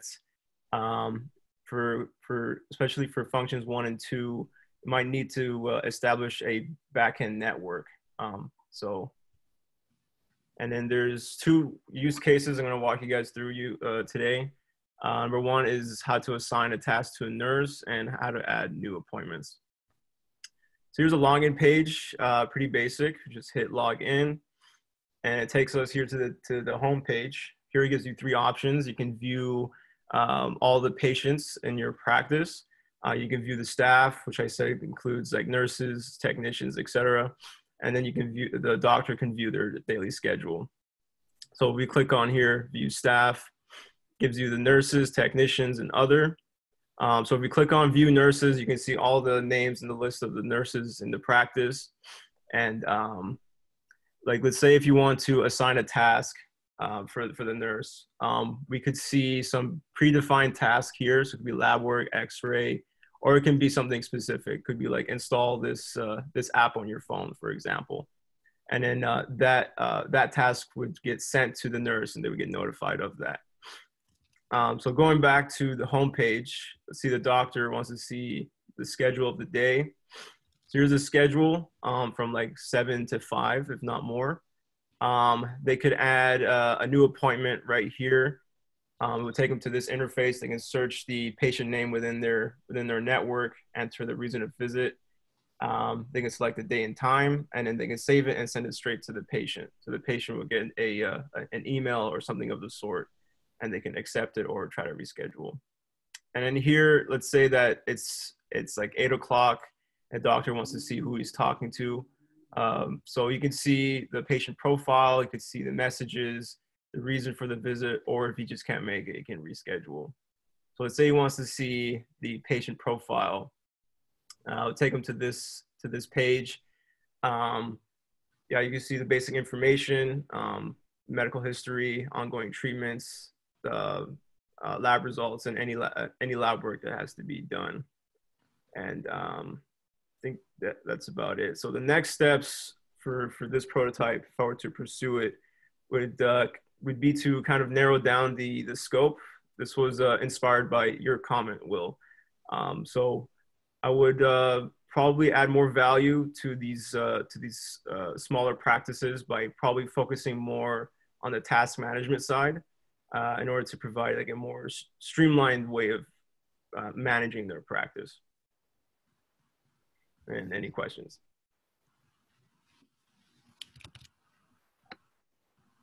All right, thanks, Mohammed.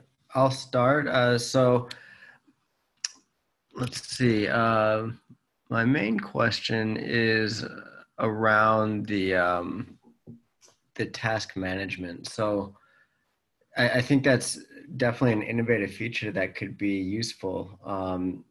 Now, when you think about how it would be used, I could see, potential difficulties in how to streamline that into an existing doctor's operations. How do you envision that happening? So, at which point would they assign these tasks, and how would that look? Yeah, that's an excellent question, Will. The way I've envisioned it, it's more like they would get the notification, the nurses. It would be like an integrated, or not integrated, but more of an aggregated list of action items for them to do.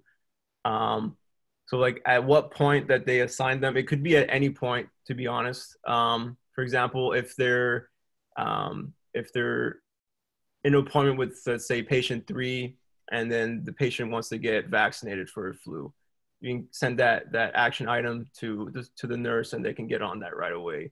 Or it could be it could be in the future. It could be like, get this lab result for patient 5. Trying to make it due by tomorrow, end of day, things like that. Does that answer your question? Yeah, absolutely. Thank you. And I think one thing that you'll want to think about as you talk to potential users is just, what does their day look like? Does it make sense for them to batch those tasks, or are they going to pretty much always be on the app adding things as they're needed? Right. Is it more of a batch assignment or a continuous assignment type of process? Got it. All right.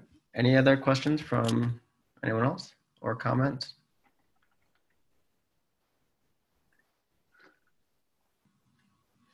All right. Thanks a lot, Mohammed. The next up is Nirali. All right, take it away. All right, hi guys, my name is Nirali and my app is called My Health. So I'm gonna give you the user story first. It's a user or a patient is looking for a weight loss app that will allow them to share their journey with their friends, family, and their providers. The user wants the app to give them tools to upload recipes, workouts, and weight changes, like upload their weight changes to their app so they can share it with their connections. And they would also like to explore new recipes, workouts that are based on their meal and workout preferences. So this is the initial screen of the app. You just log in and insert your password. And then the first screen, when you're setting up your profile, I want it to take the screen to meal preferences. And this is basically where the user can input, what they like to eat. So I'm vegetarian, for example, and I like to have low carbs, and that's really difficult to find. So I'd select both of them. And whatever preferences I select here will show up on my recipes tab later once my profile is set up.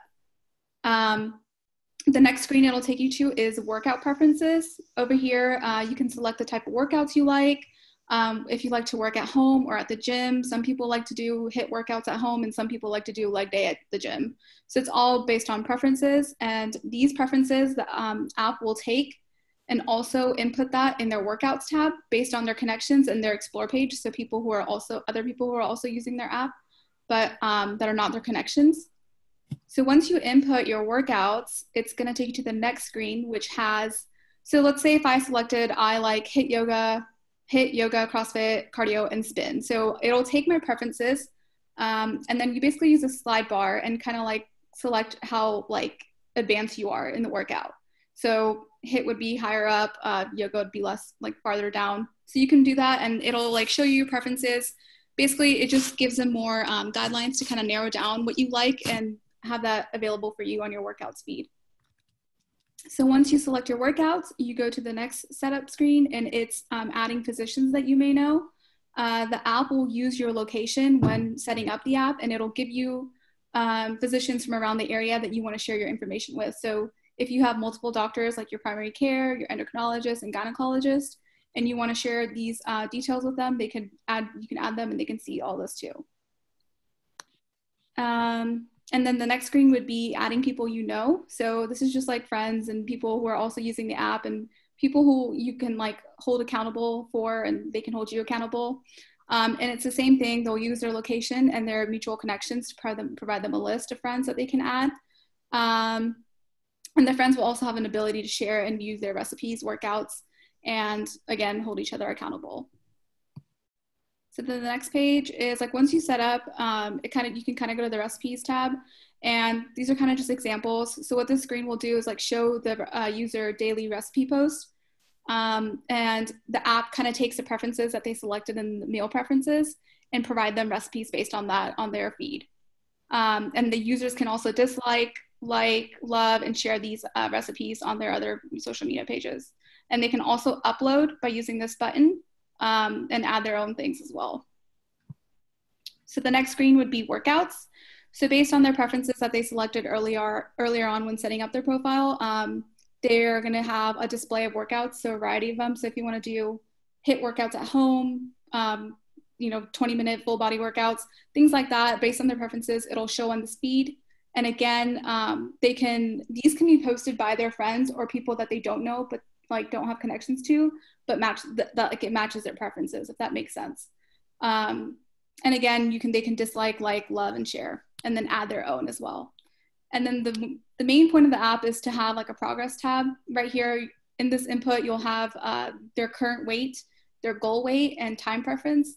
And if I do like go on with this app, I would like to add a feature where the app provides them like, hey, that's not a healthy weight to have within a 2-week time frame. Like, you can't lose 30 pounds in 2 weeks, that kind of thing. But basically it shows them their current weight, their goal weight, and the time they wish to achieve this by. And beneath this, it'll kind of like show them like their graph of like their changes over time. So how much weight they're actually losing, and like how close they're out to their goal weight. And that is it. All right, thanks so much, Nirali. Anyone have any questions or comments? Actually, yeah, really fast, since there's so many apps out there already that either give you personalized meal plans, personalized workout plans, etc. Is the main crux of this app really the fact that you can basically share it with your provider, you can choose family, friends, that kind of thing, that kind of socialization it's aspect? majority about connections. I feel like when you, like, I have MyFitnessPal, but a lot of my friends don't use it, and it's not as interactive as you like. It's kind of not like social media. I want my app to be more of like a social media based kind of thing. And I want people to like hold each other accountable. Like, if you see your friends are working out, then you can kind of push your other friends to do the same. And also your providers can keep a tab on you as to see what you're doing to keep a healthy lifestyle. Gotcha. All right, thanks. Yeah, so I think the fact that that is the case, where there are things like MyFitnessPal out there, that gives you a nice base from which to benchmark, and then take the features that you like the most, but then definitely focus on what you feel is the big differentiator, which in your case, it sounds like it's that social aspect where people can help motivate each other. So I think what you'll want to decide if you pursue this as a prototype is, what are the features that you feel are most core, so that you can focus on building out that social component without getting bogged down by having too many features and having to produce content for those features. So it's sort of like the first, take everything from all of the comparison platforms, and then pare that down and figure out what is really most essential to fulfill your user story, which in your case seems to really center around that social aspect. Yeah, that's correct. Okay. Anyone else? All right, thanks, Nirali. Next up, I've got Samita. Are you guys able to see my screen? Yes. Okay. So the name of my app is basically Yelp for Diabetes. So I just want to walk you guys through my user story. So as a diabetes patient, I want my users to have personalized recommendations for their desired diets within a restaurant. And in that way, they can have the best possible experience and still be able to adhere to their diet. So here we have the home screen when you enter it. And like the first thing that you want to do is take the diet preference quiz. So it's able to like cater the app specifically to the user. So then the next page is, it takes you to the quiz. Basically, you're stating like what kind of diabetes you have, current eating habits, as well as like what you want your diet to consist of, as well as like specific dietary restrictions. So then once you take the quiz, it'll take you to like a personalized page where it gives you like kind of like a breakdown of what you chose in your quiz. And then it kind of gives you like, okay, like this user here wants a low carb diet. And like the next thing that you're going to want to do is in the search bar, it's kind of like the same concept as Yelp, is like where you're going to put in like what kind of food, like cuisine you want, as well as like the location that you're looking for. And once you put that in, it takes you to the next page where it's like basically gives you like a list of restaurants, but in this case, like it doesn't have reviews. It's just specifically for you, so you don't have like other people kind of playing in. And then the next page is like, so let's say like I pick chicken maison, it'll take me to specifically within the menu based off of my diet, the meals that would like work best for me, and as well as like substitutes that you can do for your side orders. So that's kind of my app. Okay. Thanks so much, Samita. Does anyone have any questions or comments?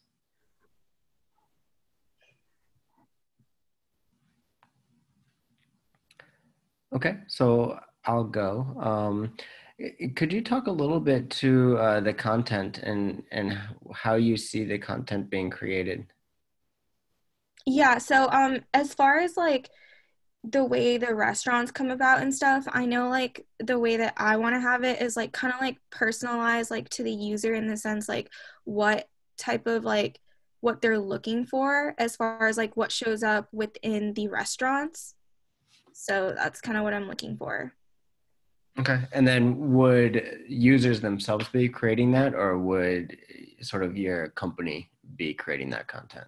I think it would be kind of like hand on hand, so like they put in like their preferences, and then based off of that, like my company or like we would try to like create an algorithm to like go based off of what they put to create that content for them. Mm-hmm. Okay, great. Anyone else have any questions or comments? All right, thanks, Samita. Next up will be Alvin. All right, go ahead, Alvin. Okay, so the name of my app is eBay for Wellness. And basically the whole point of this app would be kind of just creating a list of personalized products that would fit the need of the user at hand. So kind of going over my user story, a user is looking to improve their sleep schedule because the quality of the sleep that they're getting is very inadequate, as well as the number of hours they're getting is not enough. So this specific user would like products recommended to them that would help them with this situation. So the home screen of the app, you'd be greeted with different tabs like the orders, an explore tab, categories, and basically you would start with goal setting. So this would help you identify this would help the app identify what products to give based on what the user has, what they want to improve on. So you would start at the goals tab, and then basically this tab is just kind of the app's way of narrowing down the search. So it would have different categories. So for example, nutrition, sleep, exercise, weight, personal care, or beauty products, skincare, and things like that. For this example, we're going to be focusing on sleep. And so you would choose sleep, and then it would ask you a list of questions to further kind of analyze what kind of products you're looking for. So for in this case, it would ask you your current bedtime, your wake time, are you taking any medications that may affect your sleep cycle, as well as how many hours of sleep you'd like to be getting.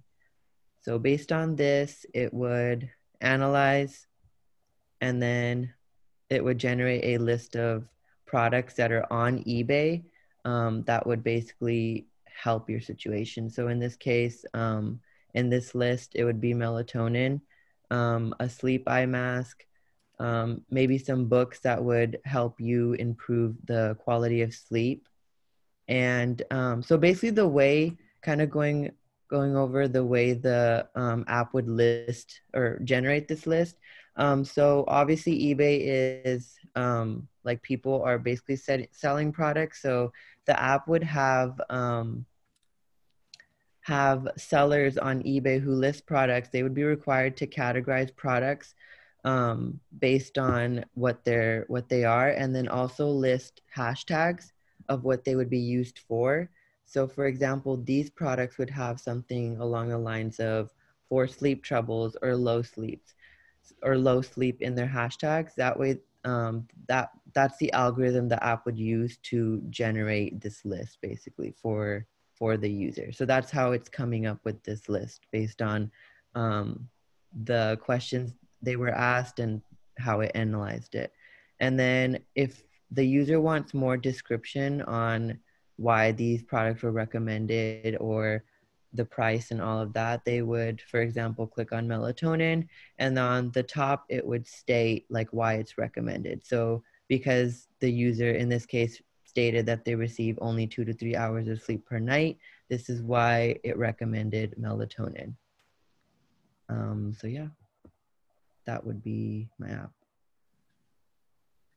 All right, thanks so much, Alvin. Does anyone have any questions for Alvin or comments? Yes. Actually, yeah. So right off the bat, Alvin, first of all, I love the concept of what you've done here. I think the practice of kind of reutilizing eBay for this is really nice. The only thing I'm going to say is that the whole underlying idea of directing patients to a site that's at its core reliant on bidding to get it. Now, there might be a function on eBay I'm not familiar with, in which case, by all means, correct me. But isn't that maybe more than a little problematic in the long run? I can see where that would, be a problematic. I haven't really thought about that yet. So I guess for future, I would kind of try to focus on that, the functionality in that sense. But yeah, I haven't really thought of that yet. Yeah, so you could imagine with user testing and interviews, you might determine, oh, well, actually eBay is a great idea, or you know what, maybe this is more of an Amazon, right, for wellness. Definitely. And so you can adjust from there and without really significantly changing a lot of the structure that you put into your wireframe.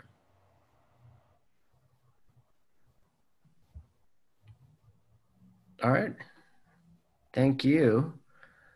So next up is Samantha.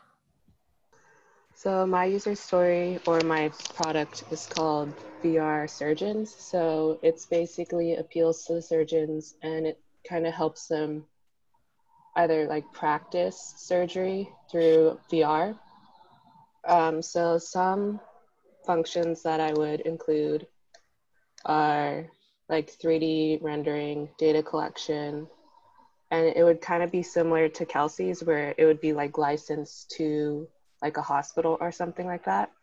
And it can also appeal to the patient where if they're scared to go into surgery, the surgeon can show the patient like how they would go about it to like ease their fear in a sense and show like, oh, it's not that bad. It's like, this is very simple type thing. And then there'd be a search engine involved. And then future, like way in the future, I can't do this right now. There'd be like accessories involved where the surgeons can kind of get the feel of the tools of how they would go about doing the surgery. So initially there would be a login page that the surgeon will do. It would be kind of similar to like Sakai where the surgeon's given like a username and then they input like a password. And then this would be the home page. So there's going to be recommendations based off what kind of surgeon they are. So if they're like a general surgeon, then the recommendations will be like, I don't know, fixing the stomach or gallbladder surgery. then they could also like save VR or simulations to practice for later. So it'll be there as well as the saved here. And then history will also include like simulations they've gone through. And then there will be like an account setting kind of similar to YouTube where they can either create a simulation scenario that they can practice later on. There would be settings, help, sign out, and then alerts. I don't know what I would do for alerts yet. So when they click patients, they will go down to their patients list. So say there's Jane Doe, they have their condition, their history, the medication they're taking. And then on their first page, they would have their like simulations involved. So if the patient, if Jane later asks the surgeon what they're gonna do, the surgeon can just click that and then it'll pop up the simulation that they would go through.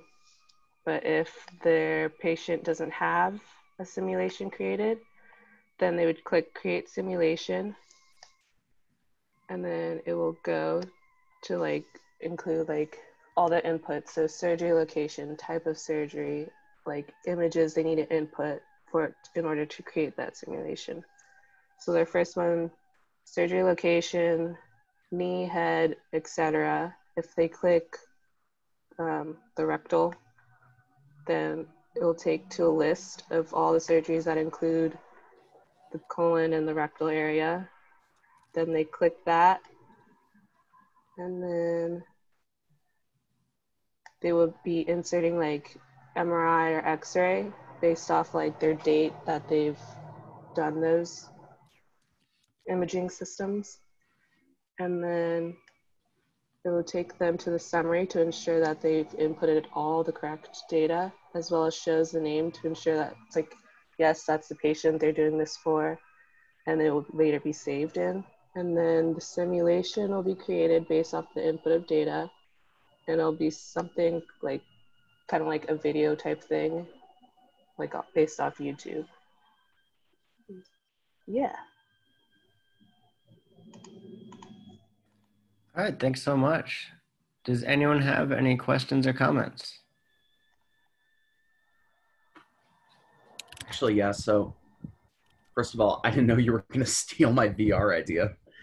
And then second of all, I don't know if you know this, but there's actually something along these lines. It's not VR, which I love that you added the component of for that, but there's actually a system where I think surgeons are, I think they're getting their continuing education this way, where they're using videos as the format for learning that. So definitely nice job in improving upon that.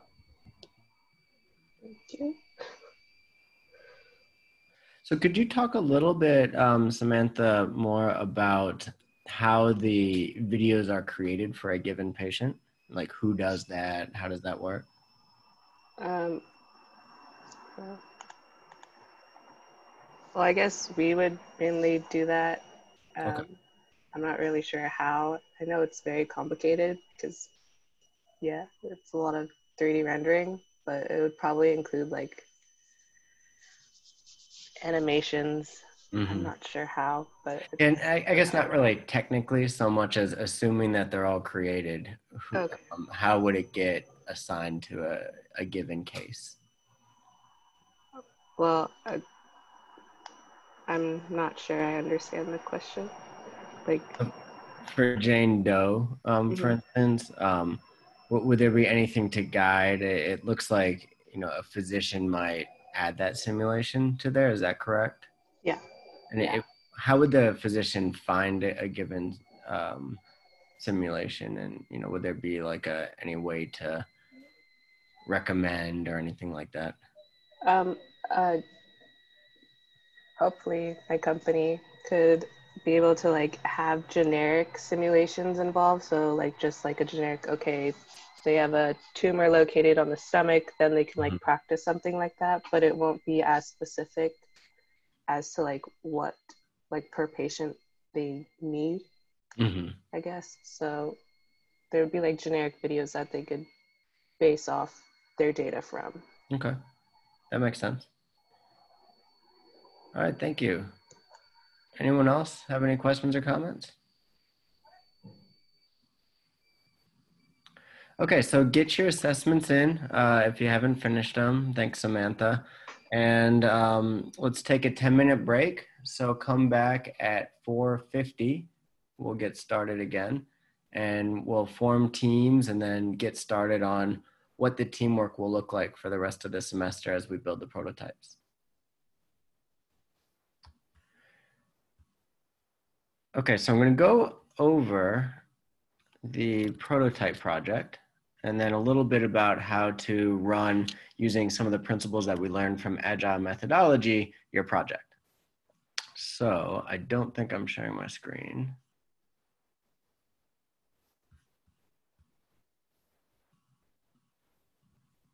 Okay.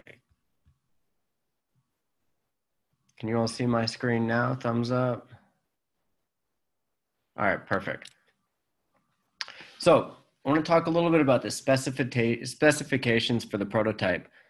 First, there are going to be 3 roles. So there's front end, back end, and Scrum Master. So with front end, the focus will mainly be on content. So writing the HTML, as well as the CSS of that. Those in a lot of cases will actually be split up. So whoever might be writing the HTML and whoever might be focusing more on design might be different people, but that's something that I'll have you all work on as a team. Then there's backend, which is more things like JavaScript or other languages like Python, PHP. We will do a little bit of JavaScript in this class. We probably won't get too far into Python, although if that's something that you are interested in, then that's certainly something that we could extend into the project. So that's something to discuss. Python and backend in general is basically what the user does might talk to certain databases that you have. So for those of you who, for instance, did projects on wearables, Python might grab some of the data from the wearables and then translate that into some sort of analysis that you give to the patients or doctors. And then lastly, there's the Scrum Master. So this is probably the role that's most important to have defined within your team. It's pretty much the project manager. So I'm sure you all have done projects, either TMPs or otherwise, that required a PM or a project manager. It's very similar to that role. So the Scrum Master will facilitate the meetings and will make sure that all of the coordination is done properly to make sure that the project team runs smoothly. I want to go a little bit over content just to talk about what the expectations are for this prototype. So first, there must be content, right? So when I say content, I'm basically talking about the text, the headers, images. So that must be a part of the prototype. It pretty much goes without saying. There also must be buttons. So pretty much all of you who did your wireframe presentations had buttons in their presentations. We saw when Mohammed presented on the PDF that the buttons actually did something. Now that's all, it's fake, right? Those aren't real functions, but it's a good way to demonstrate it. Now, when you build your prototype, you'll have to build real code behind those buttons so that the buttons actually do perform functions, right? Whether that be to take the user to a different page, or whether that be to maybe take some data from a database and then present that data to the user. Okay, inputs. There must be some level of inputs. So we need inputs from the user in these prototypes. That might be their basic demographic information, right? Their name, contact information. It might be certain health information.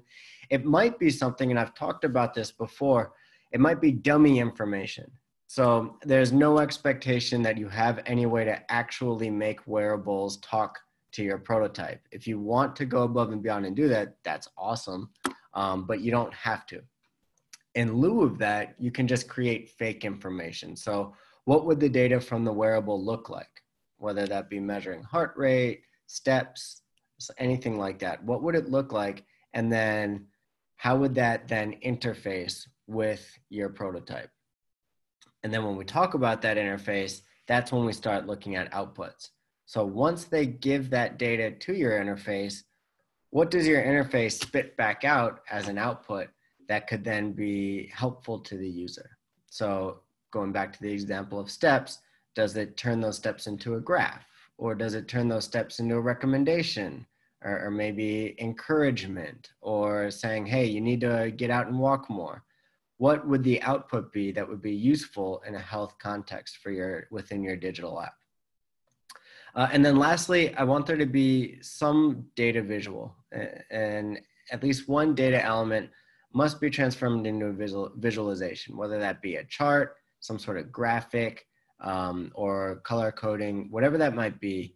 A visual needs to be there just to make the data look good to the user. That's where we start talking about user friendliness, right? So a lot of the apps or softwares that were made for the medical industry way back in the day, I showed you some examples in the first lecture, were ugly. It's just a bunch of text crammed in.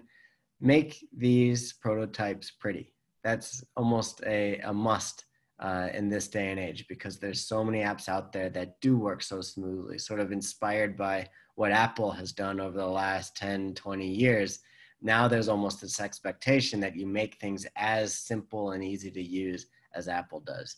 Even if that's not achievable, at least we can go towards that aim to make it something that is most likely to be used by doctors, patients, whoever those users might be. Any questions on the expectations for the prototypes?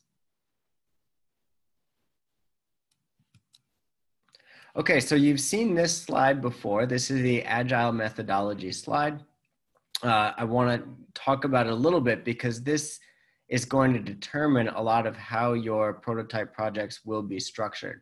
So the product backlog, does anyone remember what that is? Or would anyone like to volunteer how they think the product backlog applies or where it comes from?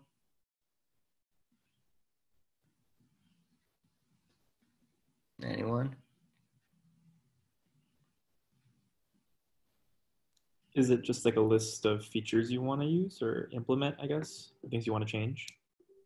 Yeah, it's a list of things that you want to implement and or change. Where do those things come from? This goes out to anyone, not just Derek. Probably from like the user interviews that you do. Mm-hmm. Yeah, the user interviews and then the user stories that you create from that. So you have this idea of what you want your app to do to help the user, right? What is the problem they face? How do you solve that? And then you come up with the features from that, and then that then turns into the product backlog. Okay. And then the Scrum team, we just talked about that. So it's really this cross-functional team.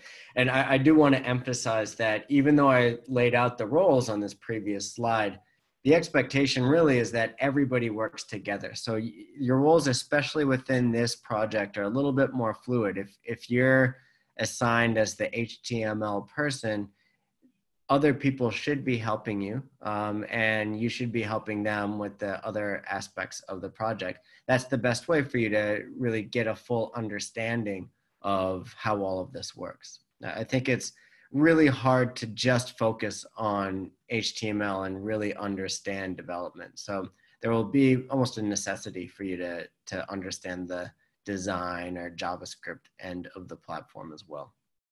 Okay. Next is Scrum Board. And so Scrum Board is once you've got these features, so a lot of you created these features out of your user stories and the wireframes that you presented. The Scrum Board is basically how we track the completion or implementation of those features. I'll talk a little bit more about that on the next slide. And then finally, sprints. So typically a sprint, there's no hard and fast rule, but typically they'll be about 2 weeks, and they'll consist of daily 15-minute stand-ups of that team until they finish that sprint in 2 weeks. Now, for you all, that's not really feasible, but we'll talk a little bit about what you all can do with the sprints and with the stand-ups in the next slides. So first, Scrum Board. This is what a basic Scrum Board looks like. You've got your user story on the way left, and then you can see that they've split that into to-dos on the second column. And those to-dos might be actual features that are to be implemented. For instance, if you're doing something like eBay for wellness, the to-dos might be all of the different items, getting those implemented and inputted in on the platform so that they can show up when a user searches. In progress will be those to-dos that haven't really gotten to any stage yet, but are still to be done. To verify are the to-dos, well, actually, hold on. So the user stories, and then the to-dos, we just talked about that. And then the in progress, to verify, and done. That's basically how we track the progress of each of those functions so that the whole team during that stand-up meeting can see where we are on a given project. All right, so the stand-up meetings, as I mentioned, those are daily 15-minute meetings. In your case, because daily is not really that feasible, I think the best target is 2 times per week for the team to meet. Just do a quick 15-minute meeting and ask 3 questions. And by the way, one of those meetings can be during this class. So you just have to pick one other day of the week that everyone can get together and catch up so that you have that level of frequency. So you'll have those meetings, and then you'll ask 3 questions of each person. What did I do yesterday? In this case, since the last meeting. What will I do today? Or in this case, until the next meeting. And then is there any impediment to doing that? So are there any needs that maybe the rest of the team can help me with? Maybe something that I can help the team with in order to basically remove that obstacle and help the team move forward.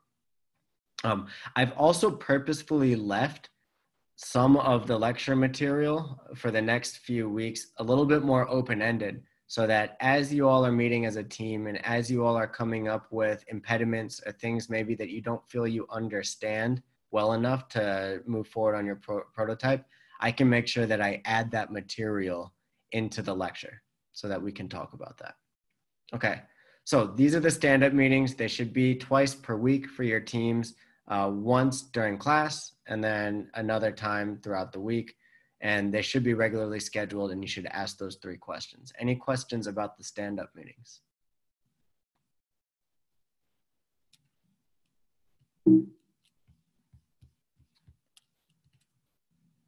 Okay, so I've created a Google Doc that I will share with the teams. And this is what the stand-up meetings look like for that Google Doc.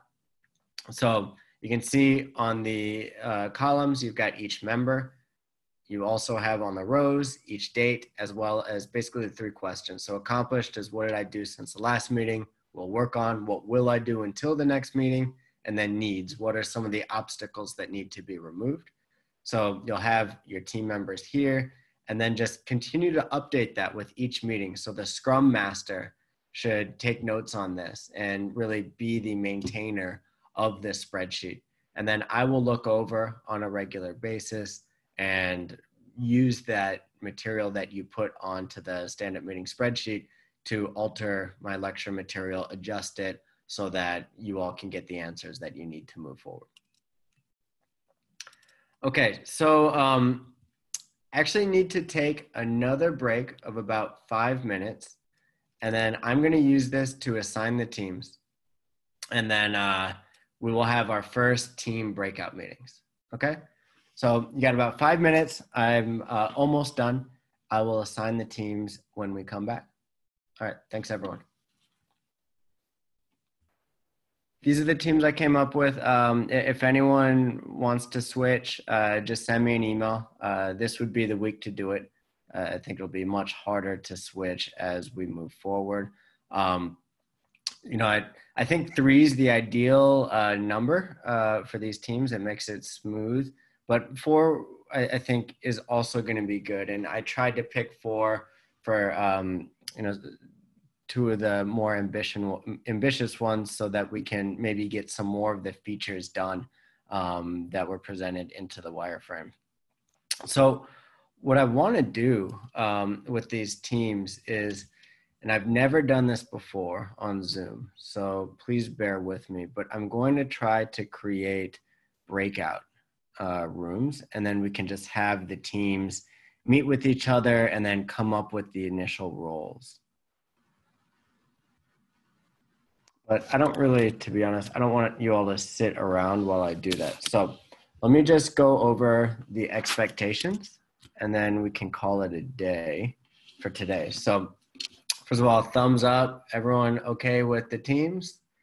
Basically just pick the highest rated teams based on the student assessments, which also happen to correspond pretty well with my own.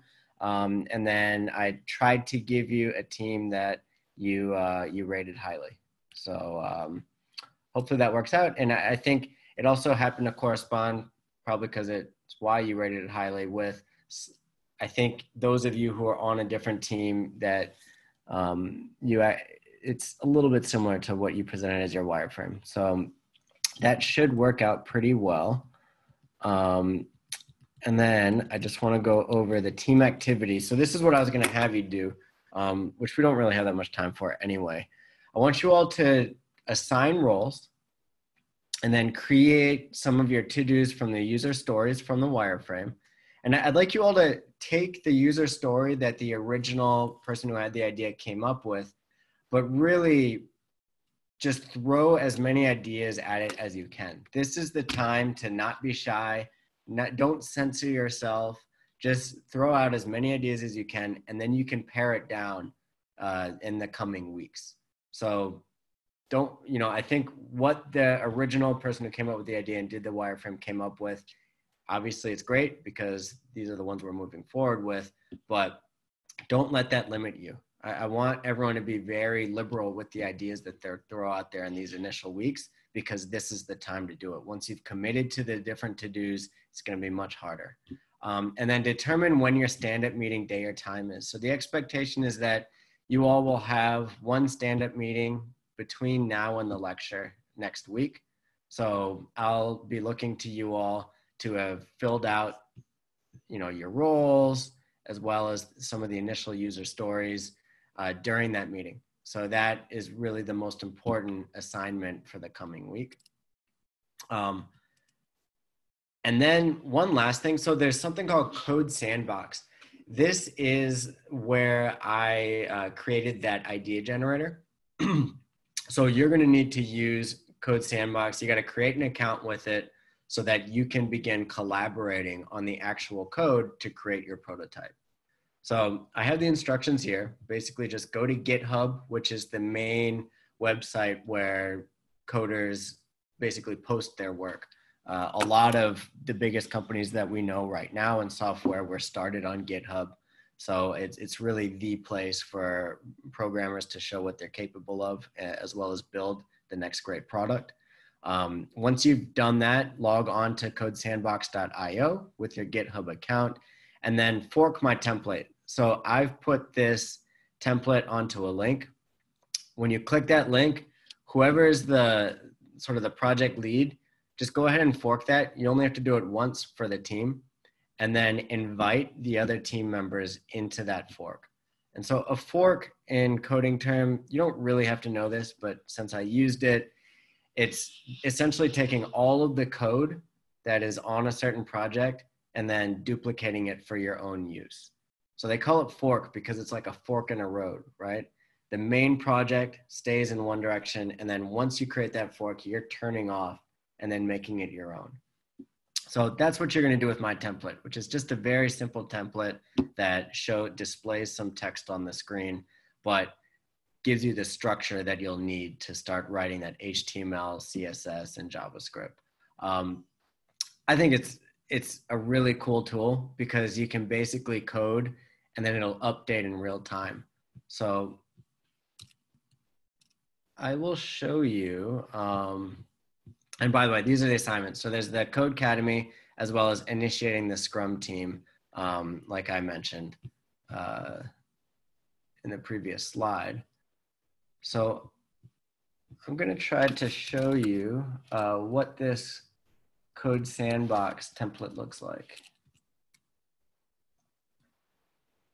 Okay, so you should be able to see that it basically says hello world. So this is the text that I've got displaying. This is the HTML. You should be familiar with a lot of this right now.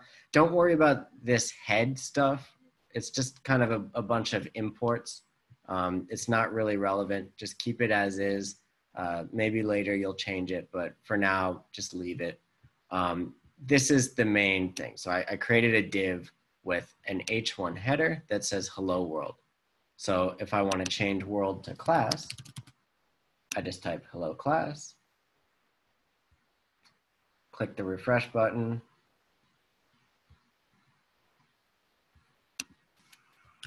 First I have to save this. Okay. And then it changes to hello class. Now you can see that this is blue.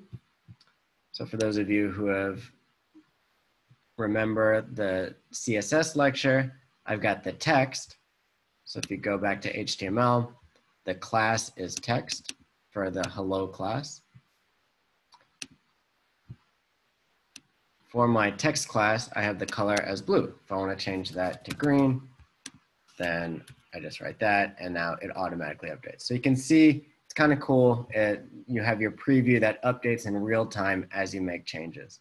One other thing, I've created this little media thing to help you see how that works and also to provide you with a template.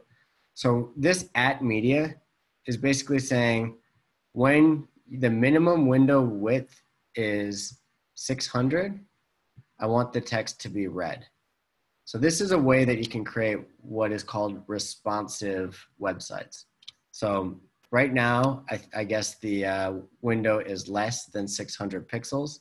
That's typically the size of like a large phone. You can see if I make this a lot bigger, suddenly hello class is increased to 100 pixel font size and the color is turned to red. So just like a nifty little thing about responsive programming. Any questions about that? It's not really something you're gonna need to use right away, but if you get to the point later on where you wanna have a platform that works both on mobile and on desktop, this thing will come in handy. So I wanted to put it there so that you've got it, okay? So that's pretty much it. I'd like you all to coordinate whatever that next stand-up meeting is gonna be this week. So something that works for all of you. I will invite you all to the Google Docs. And then I'll also send some emails and share some more materials so that it's very clear who's on what team and how to contact each other. Okay?